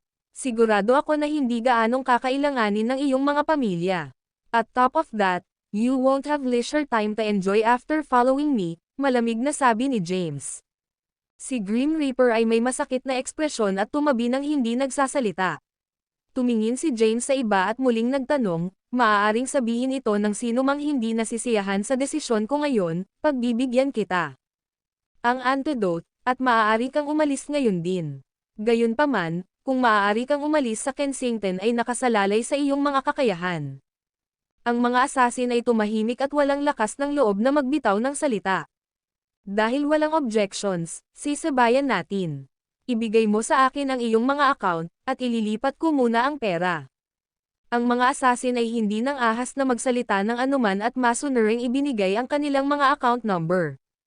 Tinupad ni James ang kanyang salita at binigyan ang bawat isa sa kanila ng 100 milyon. Pagkatapos mailipat ang pera, sinabihan niya sila, "Manatili kayong lahat dito pansamantala at huwag gumala. Gagawa ako ng paraan para magkaroon ka ng legal na pagkakakilanlan." Naiintindihan. Tumango ang mga assassin at sunod-sunod na umalis. Pagkaalis ng mga assassin, nakahinga ng maluwag si James. "James, ano ang susunod nating gagawin?" tanong ni Ronald. Napaisip ito sandali ni James at sumagot, "Imbestigahan ang lahat tungkol kay Blake. Ang numero 1 sa leaderboard ng assassin, ang Assassin King, ay dapat si Blake, kung hindi ako nagkakamali." Sinabi ng Black Snake na ang taong ito ay nakaipon ng kayamanan sa loob ng 30 taon na maihahambing sa yaman ng buong bansa. "Kailangan ko ang pera, kaya mas mabuti kung makukuha ko ito." Naiintindihan. Gayun din. Ang video na ito ay edited by Urban Storytelling. Kabanata 545. Utos muli ni James, obserbahan ang Sovereign Antique Shop sa Antique Street. Tingnan kung mayroong anumang balita tungkol sa isang kahon na nahukay mula sa sinaunang puntod ng Prince of Orchid Mountain mula sa Southern Plains. Abisuhan mo ako kaagad kung mayroon. Naiintindihan. Siya nga pala, tingnan mo ang background ng mga assassin na iyon. Dalhin ang kanilang mga pamilya sa Kensington kung maaari.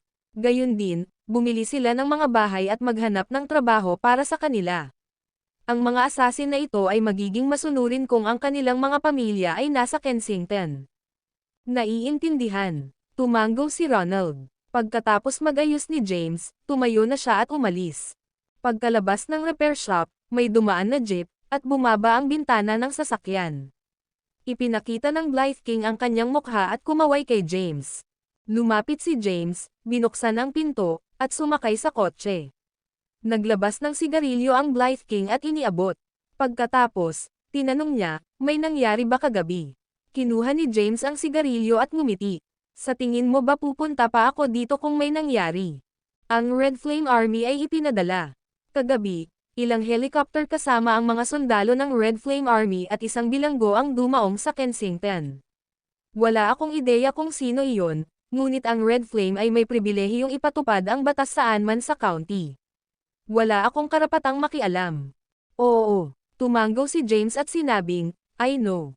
Nakasalubong ko na sila at muntik ko na silang awayin. Papatayin sana sila ng mga tauhan ko kung hindi nila inihayag ang kanilang pagkakakilanlan. Nagulat si Blythe King. James sinilid, huwag kang magtaka. Nais ng Emperor na ako ay patayin at gamitin ang madilim na kastilyo para palayasin ako. Gusto ng representante na pinuno ng madilim na kastilyo, si Black Snake, na gamitin ako bilang isang pawn kapalit ng pinuno ng Dark Castle, si Blake. Ang Emperor ay nagtaksil sa itim na ahas, at ako rin ay nagtaksil sa itim na ahas. Sa huli, pinatay ko rin siya. Ipinaliwanag ni James ang sitwasyon ng napakatahimik, ngunit ang Blythe King ay natakot. Sigurado ka bang si Emperor iyon? Humalaklak si James at sinabing, bukod sa Emperor, sino pa ang may karapatang ilabas ang bihag na nangangailangan ng pinakamalakas na lalaki sa bansa upang mahuli 3 taon na ang nakararaan? At sino pa ang maaaring magpadala ng Red Flame Army maliban sa Emperor? Hindi ba alam ng Supreme Commander ni Sol, ang Hari ng Sol, na gustong patayin ka ng Emperor? Bagamat hindi ka na ang Black Dragon, malaki ang naiambag mo sa bansa. Ikinaway ni James ang kanyang mga kamay. Alam man niya na hindi na importante. Baka plano ng nakatayo sa Pyramid of Power na tanggalin ang lahat, pati ako. Binuksan ni James ang pinto ng kotse, bumaba, at umalis. Sa kabilang banda, ang Blythe King ay naiwan sa malalim na pag-iisip. Ang mga salita ni James ay naging alarma para sa kanya. This time, gulo na talaga ang lalabas.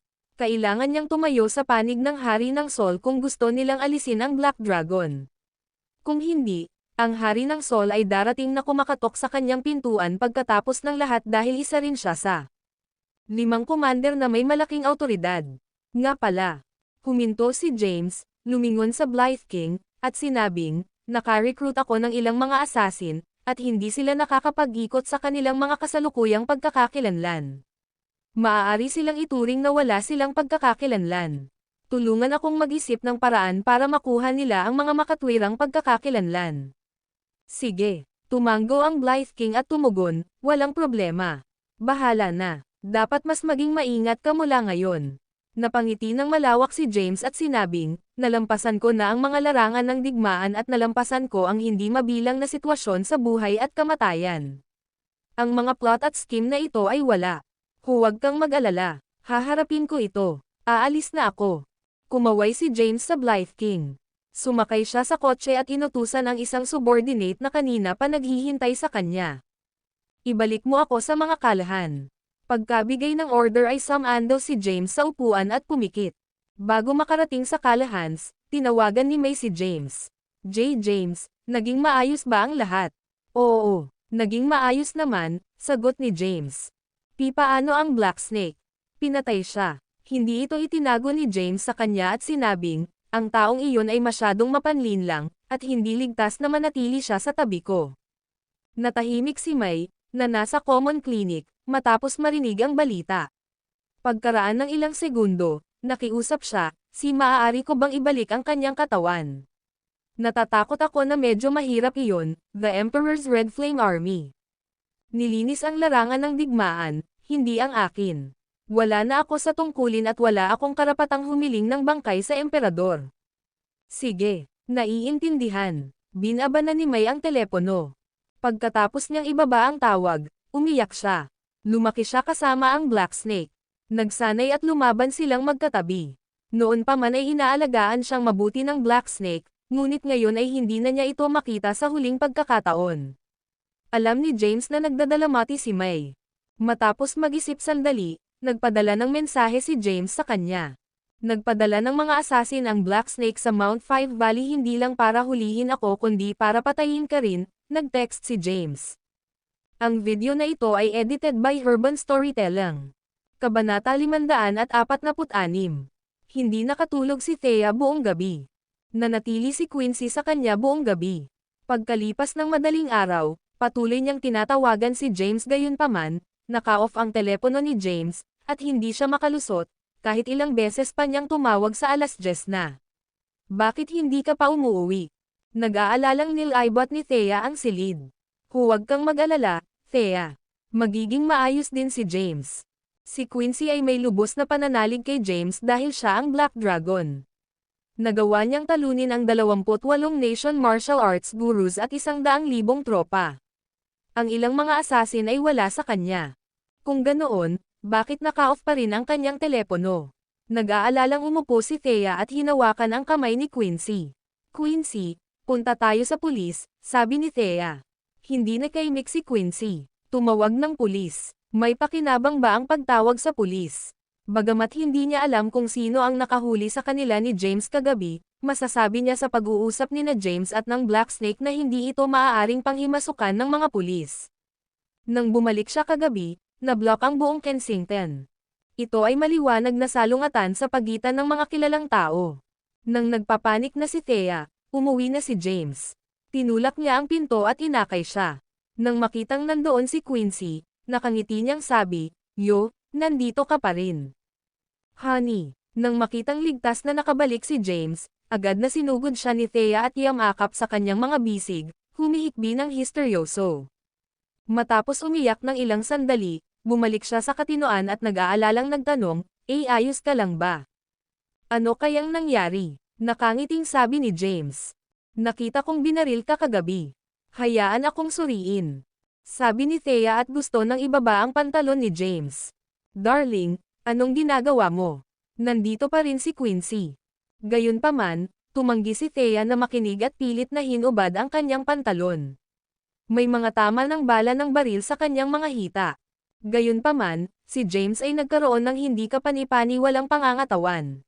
Ang kanyang mga medikal na libro ay nagsasaad ng mahalagang impormasyon tungkol sa mga kakayahan sa pagpapagaling sa sarili ng katawan ng tao. Sa teorya, hanggat ang isang tao ay may mahusay na kakayahan sa pagpapagaling sa sarili, ang anumang mga pinsala ay maaaring gumaling. Matagal nang nagsasanay si James at umiinom ng maraming gamot habang nagsasanay. Kaya, ang mga kakayahan ng kanyang katawan sa pagpapagaling sa sarili ay kakilakilabot. Wala siyang nilagyan ng anumang gamot sa kanyang mga sugat, ngunit namuo na ang sugat. Bukod dito, hindi ito nakaapekto sa kanyang paglipat sa paligid. Nagulat si Thea nang makitang namuo na ang sugat sa kanyang hita, at nagsimulang muling magsibol ang mga bagong laman. Nalaglag ang panga ni Quincy sa gulat matapos makita ang sugat ni James. Sa ilalim ng normal na mga pangyayari, ang isang taong naputukan ng baril ay kailangang ma-hospital. 2 beses na binaril si James, ngunit gumaling ang pinsala sa isang gabi. Mahal, ito, nakangiting sabi ni James, it's small injury at hindi magiging problema. Gumamit na ako ng gamot na maingat kong inihanda kagabi, at hindi ako mananakot. Sa wakas ay gamaan ang loob ni Thea. Mabilis na itinaas ni James ang kanyang pantalon at sinulyapan si Quincy na namumula. Awkward siyang ngumiti at humingi ng paumanhin, I'm sorry kung kailangan mong makita iyon. Ayos lang, sagot ni Quincy. Hinayla ni Thea si James at tinanong, Darling, sinong kumidnap sa atin kahapon? Paanong napabitaw si Quincy? At saka, paano ka nakatakas? Sabay-sabay na tanong ni Thea. Ngumiti si James at sumagot, pagbalik mo kahapon, dapat nakita mo na ang buong lungsod na puno ng hukbong sandatahan, di ba? Kumilos sila, at naligtas ako. Kung gayon, sino ang mga taong nakahuli sa atin? Bago bumalik si James ay naisip na niya ang kanyang palusot. Huminga siya ng malalim at nagkunwaring nagpapaliwanag na may malungkot na ekspresyon. Sila ay mga assassin mula sa ibang bansa at mga kaaway ng Black Dragon. Gusto nilang maghiganti, ngunit patay na ang Black Dragon. Kamag-anak ka ng Black Dragon, kaya nahuli ka nila. Samantala, ako ay isang subordinate ng Black Dragon at nahuli din. Gayunpaman, maayos na ang lahat ngayon. Nabura na silang lahat. Ganun ba? Matapos matutunan ang kwento, nakaramdam pa rin ng takot si Thea dito. Hindi niya inaasahan ang mga tao na pupunta sa Kensington para guluhin siya pagkatapos mamatay ang Black Dragon. Ang video na ito ay edited by Urban Storytelling. Kabanata 547. Wala talaga akong kinalaman sa Black Dragon. Iniligtas ko lang siya 10 taon na ang nakararaan.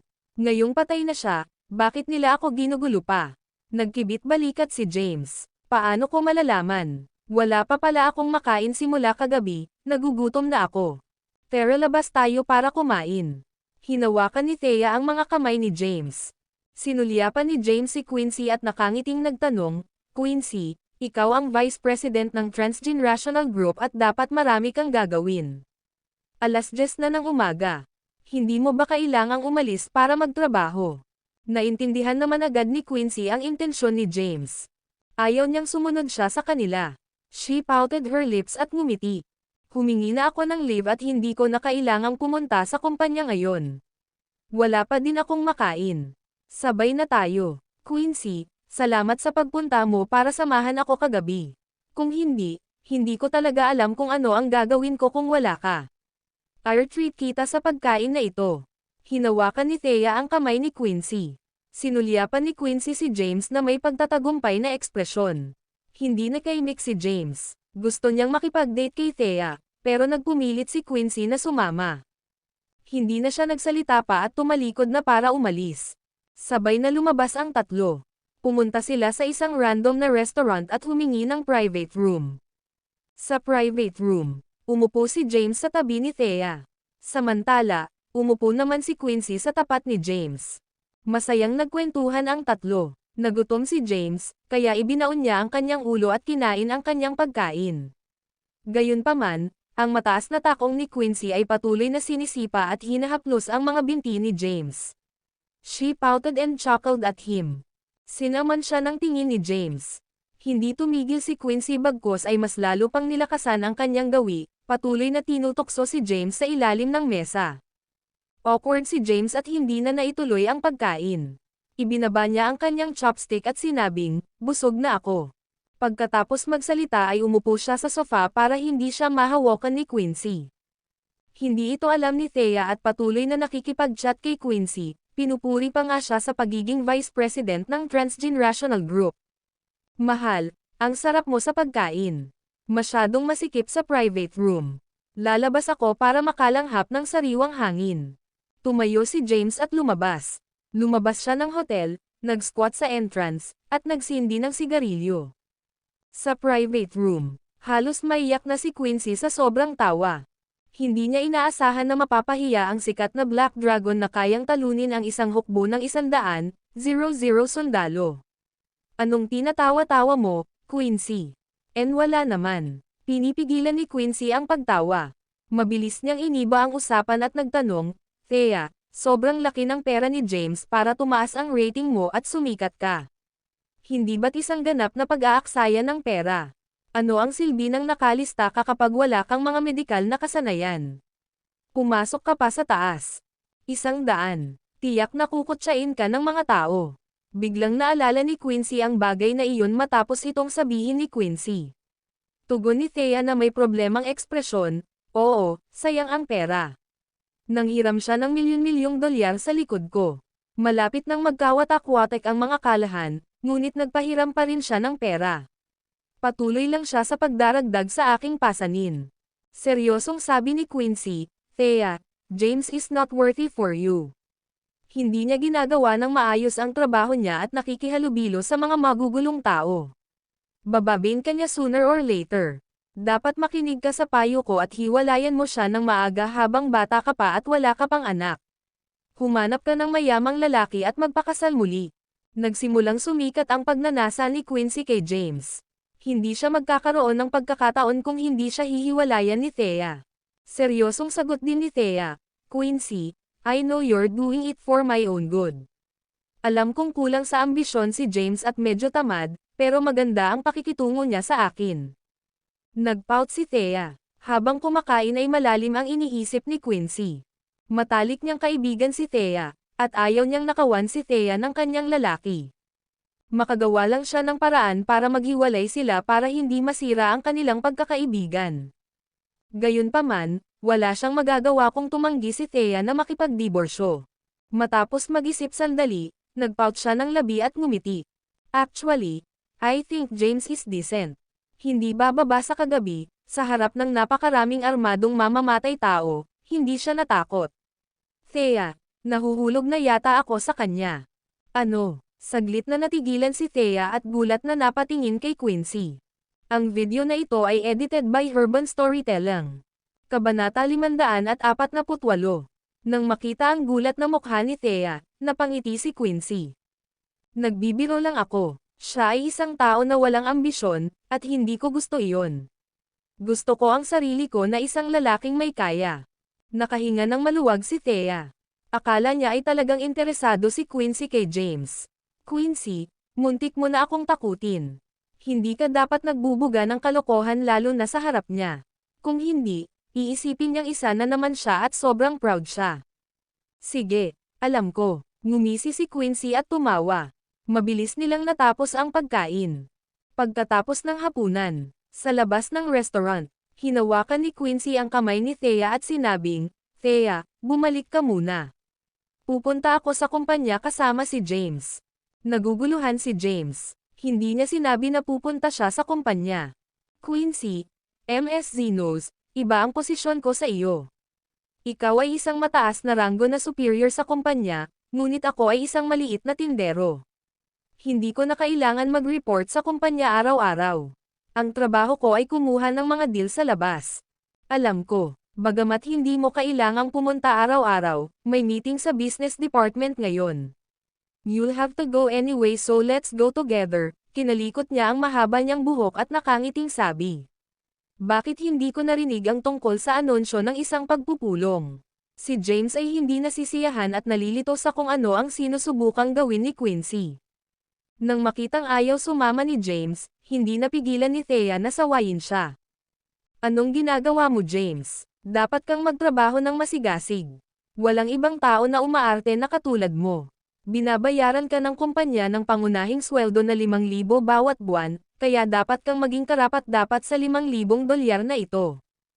Pagkatapos, humarap si Thea kay Quincy at nakiusap, Quincy, ikaw ang Vice President ng Transgenerational Group.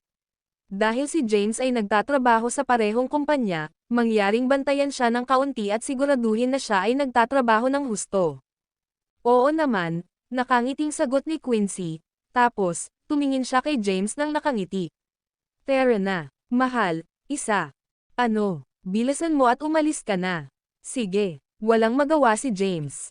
Itinuro ni Quincy ang malapit at sinabing, nandoon ang sasakyan ko. Tara na, walang ganang tumango si James. Ngumiti si Quincy at nagpaalam kay Thea. Mayroon tayong negosyo sa kumpanya, kaya hindi kita maiiwan. Bamulong si James, di ba sabi mo nakalive ka bago tayo umalis? Gayunpaman, nang makitang nakatitig sa kanya si Thea. Tumahimik agad.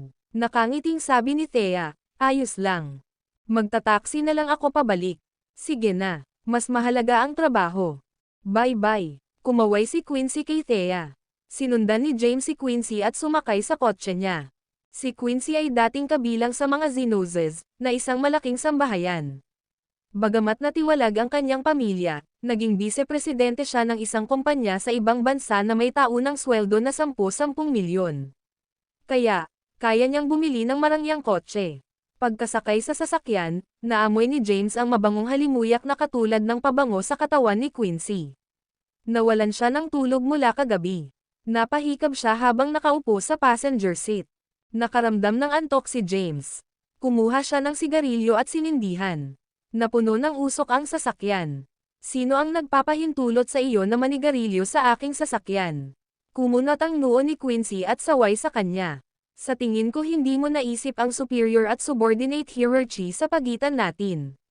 Ako ang iyong boss, kaya mag-ingat sa iyong mga salita. Maniwala ka man o hindi, kaya kitang tanggalin sa loob ng ilang segundo. Paf! Ang video na ito ay edited by Urban Storytelling. Kabanata 549. Tiningnan siya ni Quincy ng masama. Magalang sana siya kay James ay amo lang niya. Gayunpaman, bukod sa pagiging amo niya, mayroon din itong ibang pagkakakilanlan ang una niyang kasintahan. James, hindi mo ba dapat ako bigyan ng paliwanag? Lumingon si Quincy kay James. Nakonsensya si James pero nagpanggap na kalmado. Magpaliwanag. Ipaliwanag kung ano. Nakakita ka na ba ng boss na nagpapaliwanag ng isang bagay sa isang empleyado? James, huwag mo nang ipilit. Ano ba talaga ang nangyari? Anong ibig mong sabihin sa nangyari? Hindi ba kailangan mong pumunta sa kumpanya? Bilisan mo, inaantok na ako. Sa office na ako matutulog. Tanong ni Quincy, bakit mo nilapitan si Thea? Hindi ka lang nagpakasal sa mga kalahan, lihim mo siyang tinutulungan ngunit tumanggi kang ipaalam sa kanya ang tungkol dito. Gayun din, ano ang nangyari sa Mount Thunder Pass? Buhay ka at mabuti, ngunit ang balita ay namatay ka na. Ang buong bansa ay nagdalamhati sa iyo. Nadepress ako saglit nang malaman kong patay ka na. Halatang buhay ka, bakit hindi ka bumalik para hanapin ako? Alam mo bang 10 taon akong naghintay sa'yo? Bumalik ka at alam mong nandito ako, pero bakit hindi mo ako hinanap? Tanong niya sa kanya sa isang hininga. Binombo siya ni Quincy ng mga tanong, at naramdaman ni James ang pananakit ng ulo sa pakikinig sa kanila. It's none of your business. Bakit kailangan kong ipaliwanag ang sarili ko sa'yo? Sandali lang kitang na-date 10 taon na ang nakakaraan. Halika na, puppy love lang iyon, at katuwaan lang. Isa pa, hawak ko lang ang kamay mo at hindi man lang kita hinalikan kanina. Hindi man lang iyon maituturing na isang relasyon sa panahong ito at panahon. Casual na sabi ni James. Quincy leaned her charming face toward him. Halos dumampi na ang labi niya kay James. Ramdam ni James ang init ng hininga nito na tumatama sa mukha niya. Nagdulot ito ng reaksyon sa kanya. She pouted and asked with a smile, James, may ipinapahiwatig ka ba sa akin? Hindi ko kailangang pumunta sa kumpanya ngayon, kaya paano kung pumunta tayo sa isang malapit na silid ng hotel at bumawi sa mga panghihinayang ng ating kabataan? Natakot si James. Natatakot siya kay Quincy. Siya ay isang seductress na kayang gayumahin ang sinumang lalaki. She was gorgeous and had a sexy charisma na wala kay Thea. Nagmamadaling paliwanag ni James, hindi ko naman sinasadya. Gusto ko lang sabihin na kalimutan mo na ang nangyari 10 taon na ang nakakaraan. Hindi ka na bata at dapat isipin ang iyong kinabukasan. Paano kung ipakilala kita sa ilang mga lalaki?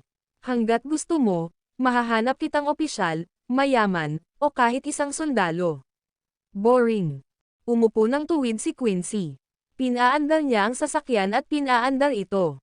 Nagbibiro lang ako, James. Alam kong kasal ka na sa best friend ko. Kahit gaano ako kabaliw, hindi ako magiging tanga para nakawin ang asawa ni Thea. Nang marinig ito, nakahinga ng maluwag si James. By the way, tanong ulit ni Quincy, hindi kita pipilitin kung ayaw mong sabihin sa akin ang iba, pero gusto kong malaman kung bakit mo itinago kay Thea. Matagal na kayong kasal, pero hindi niya alam ang pagkatao mo. At saka, hindi niya alam na ikaw ang palihim na tumulong sa kanya. Ito. Nag-alinlangan si James. Pagkatapos, sumagot siya, iniligtas niya ako 10 years ago. Nasunog siya sa impyerno para iligtas ako noon. Gayunpaman, iniwan ko siya para mabuhay, at 10 taon niyang dinanas ang pangungutya ng iba. Nagpunta ako sa Southern Plains at inakyat ang hierarchy mula sa isang sundalo, hakbang-hakbang. The reason I came back this time is to repay her. Gayunpaman, sa aking posisyon, ang bawat kilos ko ay binabantayan ng mga tao. Ayokong guluhin si Thea dahil sa identity ko. Bumalik ako at nag-apply na mag-resign dahil gusto kong gamitin ang pagkakakilanlan ng isang ordinaryong tao para protektahan siya habang buhay. I planned to tell her after I resigned. Gayunpaman, sunod-sunod ang nangyari pagkaalis ko. Ang mga bagay na ito ay lampas sa aking kakayahan. Sa totoo lang, baka hindi ko man lang maprotektahan ang sarili ko, at ayokong madamay si Thea. Si Quincy ay nakikinig ng mabuti. Nang marinig niya ito, hindi niya maiwasang mainggit. Naiinggit talaga ako kay Thea. Mas gusto kong maging Thea kung kaya ko. Ang video na ito ay edited by Urban Storytelling. Kabanata 550. Napangiti si James. Pumikit siya at hindi pinansin si Quincy. Palagi siyang may mabuting paghuhusga sa mga tao, ngunit hindi niya makita si Quincy. Mahirap basahin kung ano ang nasa isip niya. Ilang sandali pa, sinusubukan niyang akitin siya. Right after, sinabi niyang ayaw niyang nakawin ang asawa ni Thea. Buti na lang medyo malakas ang endurance niya at loyal kay Thea. Kaya naman, ayaw niyang magulo. Kung hindi, baka hindi niya malabanan ang tukso ni Quincy at pupunta siya sa isang silid ng hotel kasama niya. Okay lang sana kung seryoso siya. Gayunpaman, magiging awkward kung papayag ito at inaasar lang siya nito. Isa siya sa 5 commander ng Sol, na nakatayo sa tuktok ng Power Pyramid. Hindi, siya ang boss sa likod ng eksena ng Transgenerational Group. Siya rin ang amo ni Quincy. Ayaw niyang mawalan ng mukha sa harap niya. Hindi siya nakatulog buong gabi. Ipinikit niya ang kanyang mga mata, at hindi nagtagal ay binalot siya ng antok, at siya ay nakatulog. Nagmaneho si Quincy sa underground parking lot ng Transgenerational Group. Ipinarada niya ang sasakyan, at nang makitang mahimbing na natutulog si James, wala siyang lakas ng loob na istorbohin siya. Napatitig siya kay James na nakatulog habang nakasandal sa upuan. Hindi ka pani-paniwalang gwapo si James. Siya ay itinuturing na medyo ordinaryo. Gayunpaman, habang tinitingnan siya ni Quincy, mas kaakit-akit si James. Natutokso siya habang pinagmamasdan si James na natutulog na nakapikit. Lumapit siya sa mukha niya at sinubukang halikan siya. Bago pa niya mahawakan ang labi niya, biglang nagmulat ng mata si James. Nagtama ang kanilang mga mata at nagtama ang tingin sa isa't isa ng ilang segundo. Natarante si Quincy, at agad siyang namula. Mabilis siyang lumayo sa kanya at huminga ng malalim habang inaayos ang buhok niya. Anong ginagawa mo? Tumingin si James sa kanya. May dumi ka sa mukha mo, gusto kitang tulungang makuha ito ng madalas. Wala nang iba. Huwag kang mag-overthink, she said with a blushing face at lumabas ng sasakyan. Really? Hinawakan ni James ang kanyang mukha ngunit wala siyang nakita at lumabas ng sasakyan. Naglakad ang dalawa patungo sa elevator. Parang bata si Quincy na nagkamali at nahuli. Natarante siya at nanatiling nakasobsob ang ulo sa lupa nang walang sinabi pa. Wala ring tanong si James. Nanatili silang tahimik sa elevator. Pumunta si Quincy sa sahig ng kanyang opisina. Dumiretso si James sa opisina ng chairman sa itaas na palapag. Humiga siya sa sofa at nakatulog. Pagdating ni Quincy sa kanyang opisina, hindi siya makapag-focus sa trabaho. Ang kanyang isip ay okupado kay James. Quincy, anong ginagawa mo, anong pinagpapantasyahan mo? Inabot niya at napahawak sa ulo niya sa frustration habang bumubulong. May asawa na siya. Ang asawa niya ang matalik mong kaibigan, si Thea. Hindi mo na dapat iniisip yon. Pilit niyang pinipigilan ang sarili. Quincy, 10 taon mo na siyang hinintay. Paano kung may asawa na siya? Kailangan mong sakupin ang sarili mong kaligayahan. Hindi, kung ano ang pag-aari mo ay pag-aari mo. Ang hindi sa iyo ay hindi kailanman magiging iyo. Paano mo malalaman na hindi ito sa iyo kung hindi mo susubukan? Napaisip si Quincy at patuloy na kinakausap ang sarili. Sa huli, ang kanyang mga iniisip ay magulo, at hindi na niya alam kung ano ang gagawin. Pagkatapos kumain ni James ay nakatulog na siya ng matiwasay. Nang magising siya, 7:00 na ng gabi. Bumangon siya at dumukot sa kanyang bulsa, ngunit wala itong laman. Hinahanap mo ba ang iyong sigarilyo? Isang boses ang umalangaw-ngaw. Narinig ni James ang boses at nilinggan ito. May babaeng nakaupo sa office chair sa di kalayuan. Inalog-alog niya ang pakete ng sigarilyo sa kamay niya. Siya ay may kulot na buhok at nakasuot ng pulang damit na may mababang V-neckline. Anong ginagawa mo dito, Quincy? Tumayo si James, lumapit sa kanya, at kinuha ang pakete ng sigarilyo sa kanyang mga kamay. Kumuha siya ng isa at sinindihan. Pagkatapos, sinulyapan siya nito at walang pakialam na sinabi, ito ang opisina ng chairman at wala itong limitasyon. Medyo matapang ka, di ba? Baka interesado ka sa posisyon ng chairman. Quincy pouted and smiled, Ang ex-boyfriend ko ang boss ng transgenerational group. Kung kaya kung magkaroon ng posisyon ay depende sa iyong salita. Tiningnan ni James ang oras at nakitang alas 7 na ng gabi.